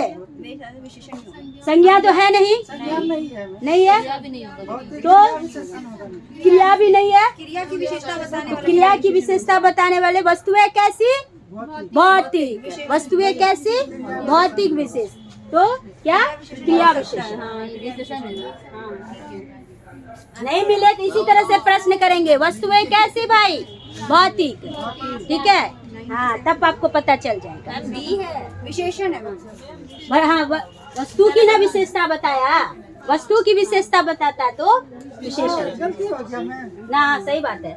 क्रिया की विशेषता बताने वाले को ना क्रिया विशेषण कहेंगे। या क्रिया तो होता है नहीं। ठीक है, या वस्तु की विशेषता बताया, वस्तु कैसा? तो भौतिक। ठीक है, तो इसलिए इसको विशेषण कहेंगे। यहाँ क्रिया याद रखिएगा, क्रिया रहेगा, क्रिया की विशेषता, जैसे कि वह तेज दौड़ता है। ठीक है, दौड़ना क्या है? क्रिया है। कैसा दौड़ता है भाई? तेज दौड़ता है। समझे? हाँ विशेषण होगा। विशेषण। वस्तुएं कैसी? भौतिक। वस्तुएं क्या है? वो क्रिया नहीं है। प्रवृत्ति शब्द में अगर उपसर्ग लगे तो क्या होगा? प्रवृत्ति शब्द में कौन सा उपसर्ग है? प्र। वृत्ति में प्र उपसर्ग लगा है तो बना प्रवृत्ति। तो क्या होगा? प्र। उपसर्ग हमेशा क्या होते हैं? किसी शब्द के आगे लगते हैं और प्रत्यय किसी शब्द के पीछे लगते हैं। उच्च का विलोम शब्द निम्न है। निम्न। उच्चतर है तो निम्नतर। ठीक है, हाँ निम्नतम। चलिए अब हम लोग थोड़ा सा क्या देखेंगे? पद्यांश देखेंगे। ठीक है, कह रहा बिजली चमकी पानी गिरने का डर है, वे क्या भागे जाते हैं जिनके घर हैं।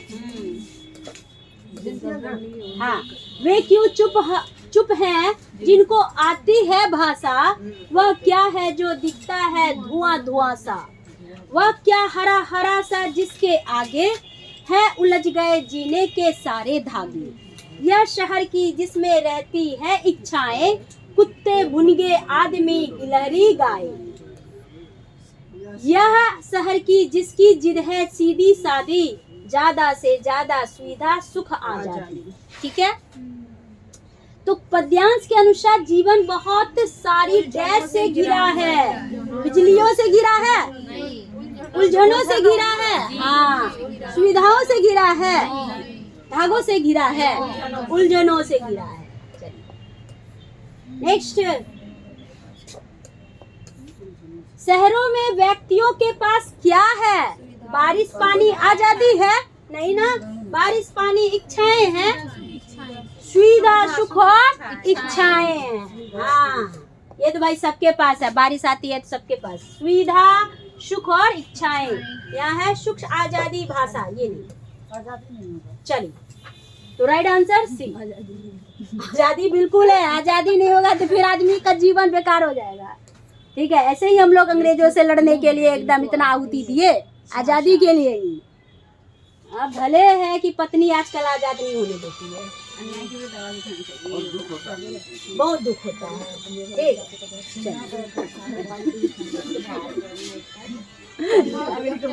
चलिए नेक्स्ट, वे चुप क्यों हैं? वे चुप क्यों हैं जिनको आती है भाषा? पंक्ति का भाव क्या है? अन्याय की विरुद्ध भाषा वाले लोग भाषण नहीं देते भाई, ऐसी गलत बात। भाषा सीखने वाले लोग चुप रहते हैं। दुखों को सुखों में परिणत करना चाहिए। क्या चाहिए? दुखों को सुखों में परिणत करना चाहिए। मन में बहुत दुख है लेकिन क्या है, ठीक है, फिर अन्याय के विरुद्ध आवाज उठानी चाहिए। बिल्कुल,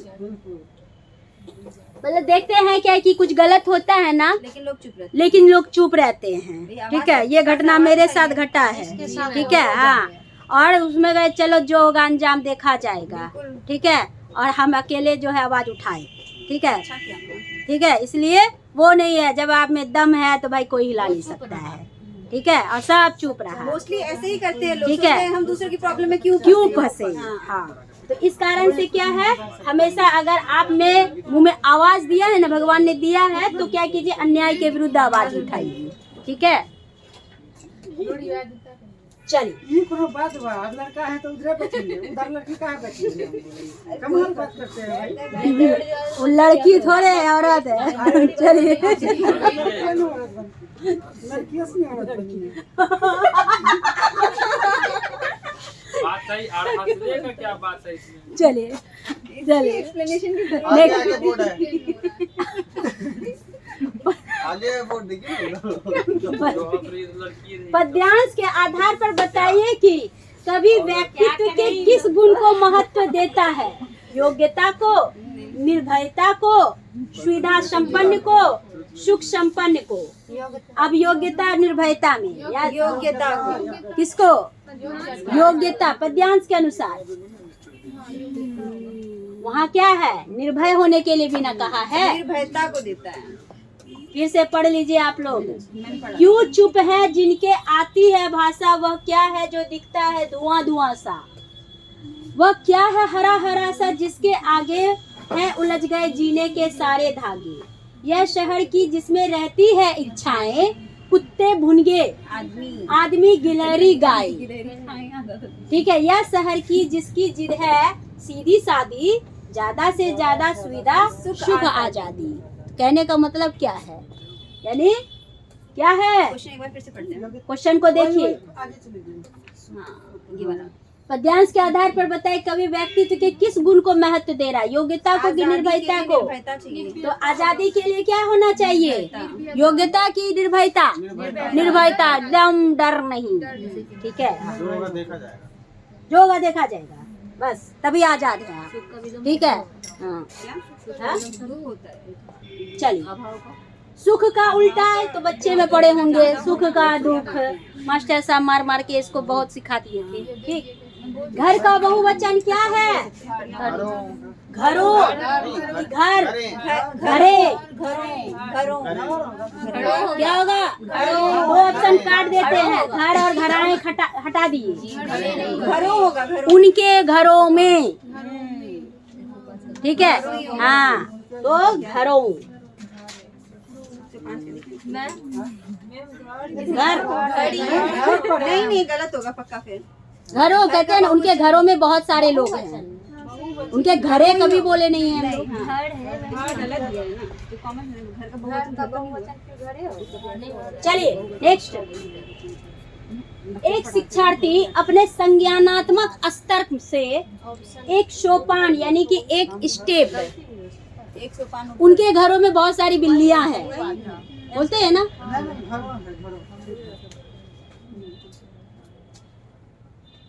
क्या था लोग, एक शिक्षार्थी अपने संज्ञानात्मक स्तर से एक सोपान ऊपर अपठित गद्यांश की समालोचनात्मक सराहना द्वारा अपनी पठन क्षमता प्रदर्शित करती है। तो यह किसके अधिक निकट है भाई? बोधगम्य निवेश के अंतर्गत, कि बोधगम्य उत्पाद के अंतर्गत, कि परिकल्पना का अनुवीक्षण के अंतर्गत, कि प्राकृतिक क्रम के अंतर्गत। तो यहाँ बोधगम्य परिकल्पना की बात तो है नहीं, ठीक है। परिकल्पना समझते हैं, इमेजिनेशन नहीं परिकल्पना हो गया आपका इमेजिनेशन, ठीक है। तो ये तो इमेजिनेशन की बात नहीं है। अब बोधगम्य यानी कि जिसको सूझ कहते हैं, समझ कहते हैं, बोध यानी कि जहाँ सूझ और समझ को निवेश करते हैं या सूझ और समझ का उत्पाद करते हैं, क्या होगा? निवेश, ठीक है। चलिए नेक्स्ट है ज्ञान की अवचेतन स्वीकृति, जहाँ सूचनाएं संप्रेषण के माध्यम से मस्तिष्क में एकत्र होती है, उसे भाषा के किस रूप में जाना जाता है? अर्जन। क्या कहेंगे? अर्जन। यानी कि यहाँ अवचेतन, इससे पहले क्वेश्चन था ना, जी मैम, ठीक है, कि बिना स्वचेतन यानी अवचेतन।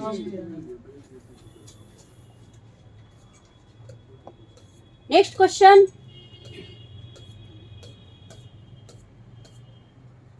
निम्नलिखित में से कौन सा एक भाषा का अंग नहीं है?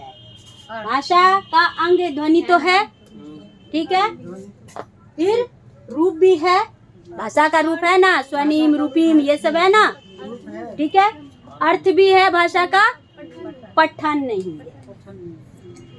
ये सारे मिल करके हम उसको पठन पर क्या करते हैं? पढ़ने योग्य आधारित करते हैं। राइट आंसर पठन यानी पढ़ना। मैम इसको समझिए नहीं। भाषा का अंग नहीं है। भाषा शबनम जी कैसे बनते हैं? भाषा वर्णों के मेल से, वर्णों या ध्वनियों के मेल से, तो ध्वनि तो होगा, ठीक। भाषा का कोई एक अर्थ होता है ना, ठीक, भाषा में तो अर्थ भी होते हैं। भाषा का रूप भी है, भाषा का रूप है ना, वाक्य विन्यास हो गया, रूपीम हो गया, स्वनिम हो गया, 4 रूप है ना, अर्थ विन्यास हो गया, ये सब क्या भाषा के रूप हैं, ठीक है। और पठन यानी सारी चीजें हो जाती तब ना उसे पढ़ने योग्य बनाते हैं। तो पठन भाषा का रूप नहीं है, अंग नहीं है, अंग नहीं है, ठीक है। आगे इस बात समझ में। चलिए उसके बाद 109 में देखेंगे कौन सी पद्धति, 2:46 पौने 3 हो गया, यानी हम लोग पौने 3 घंटा। कौन सी पद्धति लिखित भाषा की अपेक्षा मौखिक भाषा पर अधिक बल देगी?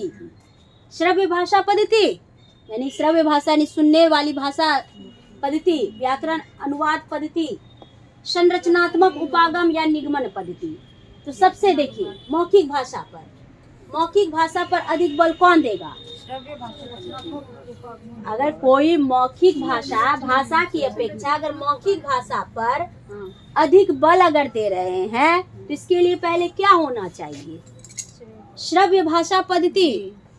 क्या होगा प्रिंस कुमार निंदार आपको? श्रव्य भाषा यानी कि श्रव्य मतलब सुनना। कौन सी पद्धति लिखित भाषा की अपेक्षा मौखिक भाषा अधिक बल देगी? व्याकरण अनुवाद पद्धति, इसको तो हटा दीजिए। फिर निगमन पद्धति, इसको भी हटा दीजिए। अब आपके पास 2 है। श्रव्य भाषा पद्धति नहीं होगा, सी नंबर नहीं होगा। श्रव्य भाषा पद्धति भाषा करा तो आप सुनिएगा तब ना बोलिएगा। श्रव्य भाषा में हमेशा मौखिक भाषा है जो, तो किसी की कोई लिपसिंग करके, ठीक है, या उसको सुन करके हम क्या करते हैं? मौखिक भाषा की अभिव्यक्ति का विकास करते हैं। जबकि 2 कार्ड दिए थे, इसीलिए ठीक है। चलिए किस पद्धति में शिक्षक को सभी पद्धतियों के बारे में जागरूक होना चाहिए? पहला है व्याकरण अनुवाद पद्धति पर, दूसरा है प्रत्यक्ष पद्धति पर, तीसरा गतिविधि आधारित अधिगम, चौथा है विभिन्न दर्शनग्राही या ग्रहणशील पद्धति। तो क्या होगा?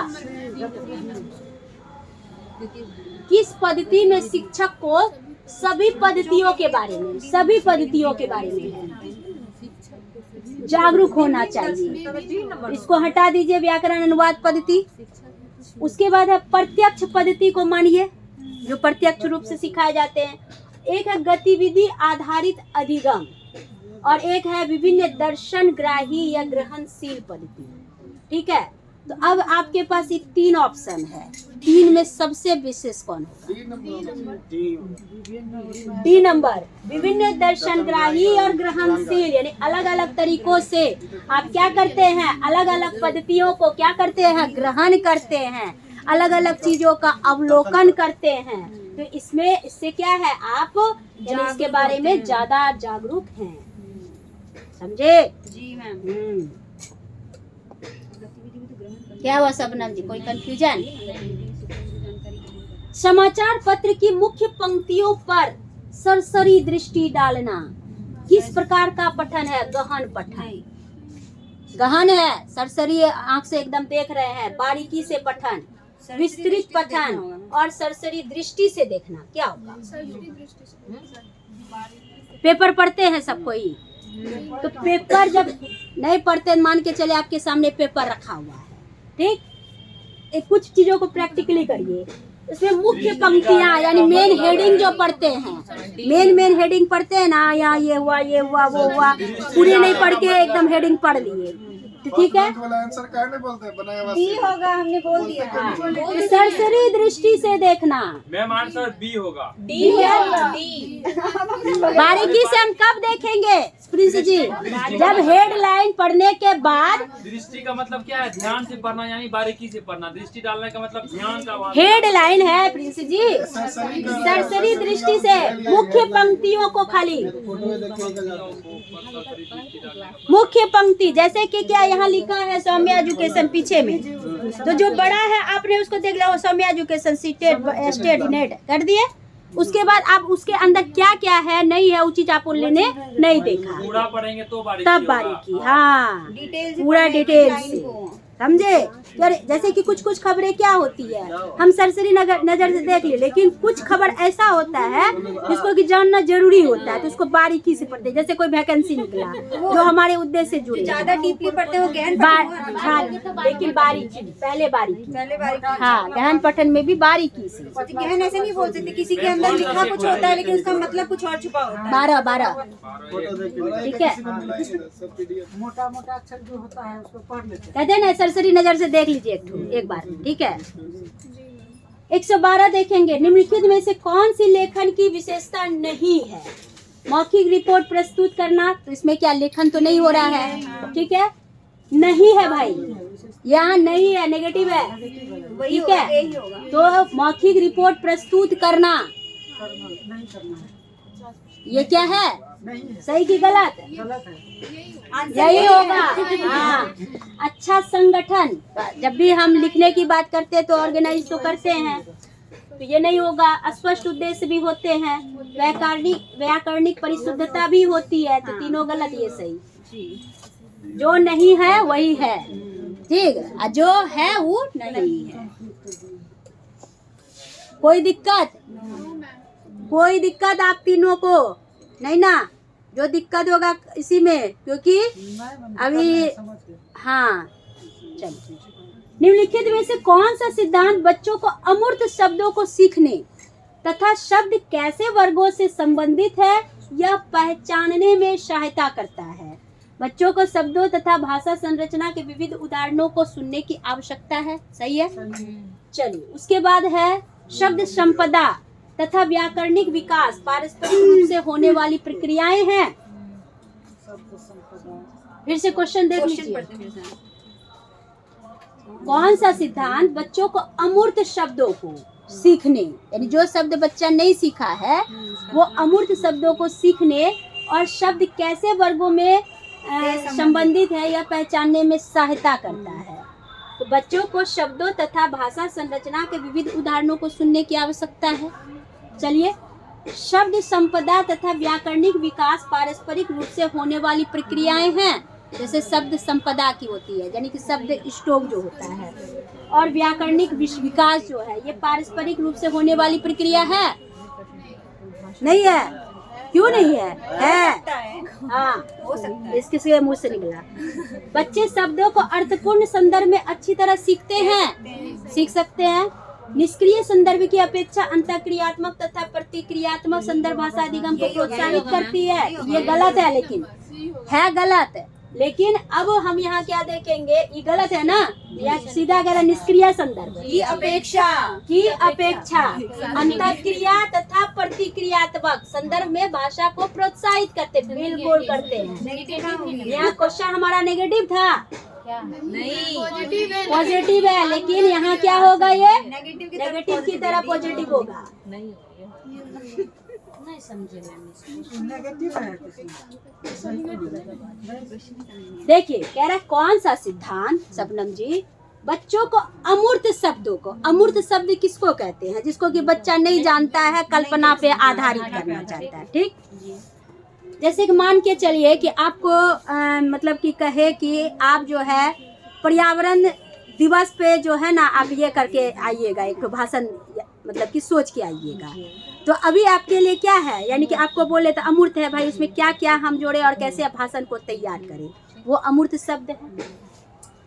तो इसको सीखने और शब्द को कैसे वर्गों से संबंधित करें, यानी कि कैसे पर्यावरण से संबंधित मुद्दों से हम जोड़ यूज करना है, ये सीखने के लिए कि यह पहचानने में क्या सहायता करेगा। तो पहला है बच्चों को शब्दों और भाषा संरचना के विविध उदाहरणों को सुनने की आवश्यकता है। फिर है शब्द संपदा, शब्द संपदा की भी जरूरत है। ठीक है, और व्याकरणिक विकास पारस्परिक रूप से होने वाली क्या है, प्रक्रियाएं हैं, ये भी सही है। फिर है बच्चे शब्दों को अर्थपूर्ण संदर्भ में अच्छी तरह सीखते हैं, बिल्कुल सीखते हैं। फिर है निष्क्रिय संदर्भ की अपेक्षा, यानी कि जो संदर्भ सक्रिय नहीं है, वो जो निष्क्रिय संदर्भ में है, उसकी अपेक्षा किस पर करें, अंतःक्रिया करें, इंटरेक्शन करें। और प्रतिक्रियात्मक संदर्भ में, यानी कि रिएक्शन प्रोसेस में हम क्या करें, भाषा को अधिगम करने में प्रोत्साहित करें। तो ये सबसे ज्यादा अच्छा है, डी वाला ना, डी वाला। लेकिन आंसर में ए दिया है मैम, लेकिन यहाँ इसका इसलिए ए दिया है, यहाँ कारण है ना। तो यहाँ कारण क्या है, कह रहा है कि यहाँ कैसे शब्द को वर्गों से संबंधित करेंगे ना। तो वर्ग किससे होंगे, तो भाषा संरचना से, भाषा के संरचना से। भाषा का संरचना किस पर आधारित होता है, शब्दों पर। भाषा का संरचना किस पे आधारित होगा, संरचना। वहाँ पे कल्पना की बात की गई या सुनने की बात की, तो कल्पना तो करेगा ही ना। एक है भाषा को शब्दों और भाषा की संरचना, तो भाषा की व्याकरण पर आधारित है। ठीक है, तो भाषा और विविध उदाहरण से न कह रहा है, ऊपर से विविध उदाहरण, अलग अलग उदाहरण से। तो इससे बच्चा क्या होगा, ज्यादा ना कल्पनाशीलता करेगा अलग अलग उदाहरण से। जैसे कि मान के चलिए कि पर्यावरण शिक्षा के बारे में आपको बोले, तो पहले तो आसपास में मौजूद जो भी पर्यावरण के घटक हैं, या उनमें क्या मतलब कि भाई गुण है और क्या दोष है, वो सारी बातें आप पहले क्या करेंगे, ऑब्जर्व करेंगे। उसका एग्जाम्पल लेंगे कि अरे हमारे आसपास बहुत सारे वाहन जो है जो कि इनको प्रदूषित कर रहे हैं, इन पे कैसे शिकंजा कसा जाए या इस पे कैसे कंट्रोल किया जाए, ये सारी बातें आपके मन में आएंगी ना। तो अलग अलग चीज़ों से आप क्या लेंगे, एग्जाम्पल लेंगे उसमें, और एग्जाम्पल लेकर के आप अपनी भाषा को क्या करेंगे, एक स्वरूप देंगे, एक डिज़ाइन देंगे। इससे क्या होगा, आपकी भाषा ज़्यादा ही प्रभावी होगी।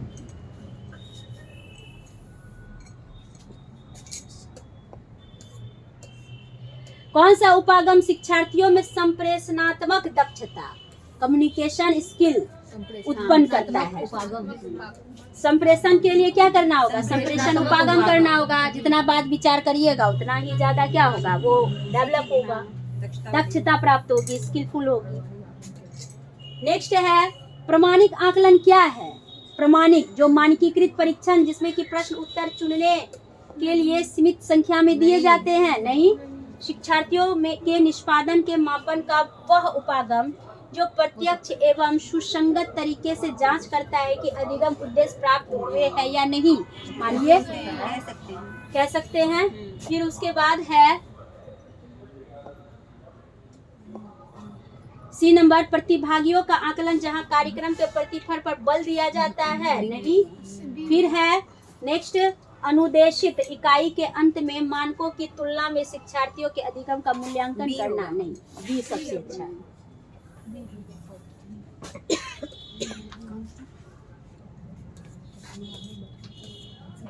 116 रचनात्मक आकलन के बारे में कौन सा कथन उपयुक्त है? सत्र की अवधि विशेष में शिक्षार्थी के कौशल का मूल्यांकन करना, यही है रचनात्मक? नहीं। फिर है शिक्षार्थी की प्रक्रिया पर केंद्रित है। हाँ है। शिक्षण संस्थानों में बहुत अधिक मान्यता दी गई है। नहीं। विद्यार्थियों द्वारा की गई त्रुटियों को तुरंत सुधारना, ये बिल्कुल सही है। रचनात्मक मूल्यांकन क्या है? बच्चों के विभिन्न प्रकार के कमियों को या समस्या को सुधारने का क्या मिलता है? मौका मिलता है। ठीक है, तभी फिर उसका क्या होता है? मैम आंसर में बी है। बी है तो ये बिल्कुल ये सही है, लेकिन ये सारी बातें क्या है? शिक्षार्थी की प्रक्रिया पर केंद्रित है। शिक्षार्थी की प्रक्रिया पर केंद्रित है मतलब शिक्षार्थी सीखेंगे, यानी इच्छा पे, रुचि पे आधारित करेंगे तभी आप सिखा पाइएगा। आप कहिएगा हम सुधरेंगे ही नहीं, तो टीचर सुधार भी नहीं सकता है। आई बात समझ में? तो इसलिए ये शिक्षार्थी की प्रक्रिया पर क्या है? केंद्रित है।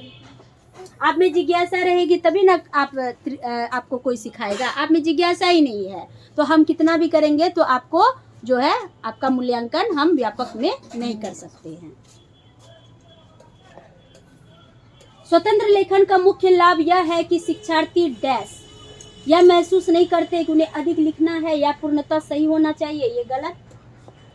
स्वतंत्र लेखन यानी कि एकदम फ्रीडम पर राइटिंग, फ्री राइटिंग का मुख्य लाभ क्या है? यह महसूस नहीं करना कि उन्हें अधिक लिखना है या पूर्णतः सही होना चाहिए, ये गलत है ना।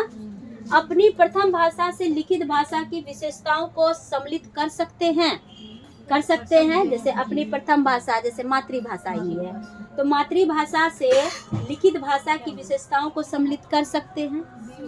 रचनात्मक बनने की स्वतंत्रता का लाभ उठाते हैं, नहीं। उसके बाद चौथा है लिखने या ना लिखने की स्वतंत्रता का लाभ उठाते हैं, नहीं। तो सबसे ज्यादा अच्छा बी नंबर। अपनी प्रथम भाषा से लिखित भाषा की विशेषताओं को सम्मिलित कर सकते हैं। ठीक है, यानी बच्चों को फ्रीडम जब मिलता है, जब बच्चा पहले सीखी हुई भाषा को क्या करता है? लिखने में यूज करता है। मैम इसका आंसर सी होगा। सी होगा। स्वतंत्र लेखन, फ्री राइटिंग का मुख्य लाभ है जब तक बच्चा क्रिएटिव नहीं होगा। हाँ, बच्चा जब तक क्रिएटिव बनने की स्वतंत्रता का लाभ नहीं होगा। बिल्कुल सही। क्रिएटिव होगा तभी वो मातृभाषा का यूज करेगा। बिल्कुल सही। अरे ये सी नंबर सही है। जब तक क्रिएटिविटी में फ्रीडम, पहले क्रिएटिविटी में फ्रीडम होनी चाहिए। नहीं, बच्चा क्रिएटिव है तो उसको सिखाने की जरूरत नहीं होगी, ये बच्चे स्वयं सीख जाता है। और स्वयं जब सीख जाएगा तो वो अपना प्रथम भाषा का वो क्या करेगा? यूज करेगा। जो बच्चा सीखा रहेगा उसका वो प्रयोग करेगा। ठीक है, तो सबसे यानी बी से अच्छा ऑप्शन सी है। बच्चे किस अवस्था के दौरान तरह तरह के अक्षरों को मिलाकर ध्वनियां निकालनी शुरू कर देते हैं, जैसे कि बा, दा, दा, ता। किलकारी करने की अवस्था में नहीं, एक शब्दीय अवस्था में, टेलीग्राफिक वाक अवस्था में, बलबलाने की अवस्था में। दादा बाबा मामा करता है ना तो उसको कहते हैं बलबलाना। चलिए नेक्स्ट है, किसी शिक्षार्थी की भाषा विषय क्षेत्र में किसी विशिष्ट कमजोरी को किसके द्वारा पहचाना जा सकता है? निष्पादन परीक्षण के द्वारा, कि निदानात्मक परीक्षण के द्वारा, कि योगात्मक परीक्षण, की लिखित परीक्षण। निदानात्मक परीक्षण। शिक्षार्थी की भाषा विषय क्षेत्र में, शिक्षार्थी की भाषा विषय क्षेत्र में कह रहा है किस विशिष्ट कमजोरी को किसके द्वारा पहचाना जा सकता है? पहला है निष्पादन परीक्षण मानिए, और निदानात्मक। योगात्मक तो लास्ट में होता है, लिखित लास्ट होता है। क्या होगा ए और बी में? पहचानने की बात कर रहा, निदानात्मक डायग्नोसिस होगा। पहले आप क्या करेंगे? उपचार करेंगे। पहले निदान तब उपचार। ठीक है, पहले समस्या को पहचानेंगे पहले समस्या को यानी भाषा विषय के क्षेत्र में बच्चे का कितना भाषा जो है विकसित या अविकसित है उसको पहले पहचानेंगे और पहचान करेंगे किसके आधार पर, निष्पादन, उनके द्वारा निष्पादित क्रियाकलापों के द्वारा। कि त्रुटि को दूर करना निष्पादन हुआ और त्रुटि को पहचानना निदानात्मक हुआ। त्रुटि को पहचानना निदानात्मक है और त्रुटि का समाधान करना यानी दूर करना ये निष्पादन यानी उपचारात्मक। ठीक है, एक्सरे करेंगे ना। हाँ, पहले समस्या को पहचानना कि बच्चा का ये चीज कमजोर है। जैसे आप लोग का क्या था, ये दोनों सिमिलर हिंदी में गद्य पद्य में मैम दिक्कत है, तो कहा भाई दिक्कत है, तो उसको आपने क्या कि हमने क्या किया, पहचाना। चलो 5 गद्य को लेते हैं, 5 पद्य को लेते हैं, देखते कहाँ है दिक्कत, कैसे तोड़ते हैं, देखिए ऐसे तोड़ते हैं। ठीक, तो ये हो गया आपका निदानात्मक परीक्षण। ठीक है, ये एक प्रकार की जो क्लास हो रही है ये क्या है, डायग्नोस्टिक टीचिंग हो रही है। समझे कि आपकी समस्या को दिखाए, मतलब कि देखे भाई हिंदी क्या है, आखिर हिंदी में कौन सी बारूद गिर गई है, तो देखिए भाई कुछ नहीं है, देखिए ऐसे ऐसे क्वेश्चन हम तोड़ते हैं। ठीक है, तो इसके बाद क्या हो गया, यानी आपका हिंदी का समस्या खत्म। ठीक है, तो निष्पादन परीक्षण हो गया।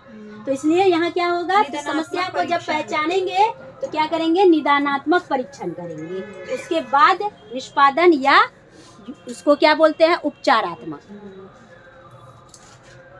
चलिए लास्ट 120 क्वेश्चन नंबर 120 देखते हैं। कह रहा निम्नलिखित में से कौन सा कथन प्रथम भाषा का अर्जन में महत्वपूर्ण कारक है। तो कौन सा प्रथम भाषा का अर्जन कराता है, शिक्षक कराता है कि विद्यालय कराता है कि अवसरों की प्रकृति या पहचान तथा प्रोत्साहन। अवसर कहाँ मिलते हैं, कहीं भी मिल सकते हैं। जितना अवसर दीजिएगा बच्चा में उतना ही क्या होगा, प्रथम भाषा का अर्जन होगा। ठीक है, यानी अवसर में उनको बच्चे को सीखने की खुली स्वतंत्रता दी जाती है। ठीक है, कि भाई सीखो, कोई बात नहीं, मैं मम्मी ये करे, हाँ कि बेटा करो। अगर यहाँ पे वो करे, की प्राप्ति होता तो क्या होता आंसर। अवसरों की प्राप्ति अगर होता है तो अवसरों की प्राप्ति जब तक नहीं होगी, आपको आप मौका नहीं देंगे तो तब तक आप कैसे अर्जन तो नहीं करेंगे। सीख, उसमें तो हम अधिगम सीखेंगे ना, अर्जन के लिए तो हमें मौका नहीं चाहिए। हाँ। तो वहाँ पे आप फिर क्या करेंगे, दोनों वही होगा, अवसर वही से दोनों चाहिए। अवसर में वही क्या होगा। बोलते हैं आप? अर्जन तो कहीं भी सीख जाता है। कहाँ से नहीं सीख नहीं, जाते हैं? अवसर कहाँ से दीजिएगा बच्चे को अवसर तब ना। अवसर दीजिएगा तब ना, अभी आज तब ना आपको वो एग्जाम्पल अर्जन। दिए थे ना कि अगर वर्किंग मदर फादर है तो उसका बच्चा 5 साल तक नहीं बोल पाता, अवसर ही नहीं मिला उसको, वो बात ही नहीं कर रहा है, बच्चे से कहाँ से होगा, मौका मिलेगा तब ना। तो इसलिए अवसरों की प्रकृति, बाकी ये सब कोई ऑप्शन नहीं होगा। कोई भी शिक्षक भी उसको नहीं, जब तक मौका नहीं देगा शिक्षक भी उसका कुछ नहीं कर सकता है। तो इसलिए अब क्या है, बहुत बच्चे यहाँ क्या है, जैसे इसी में ही बहुत क्या है बोलते हैं, आंसर का जवाब देते चाहे सही हो या गलत हो, यानी उसको हमने मौका दिया। ठीक है, और कितना मौका देने के बावजूद भी नहीं बोल पाते हैं।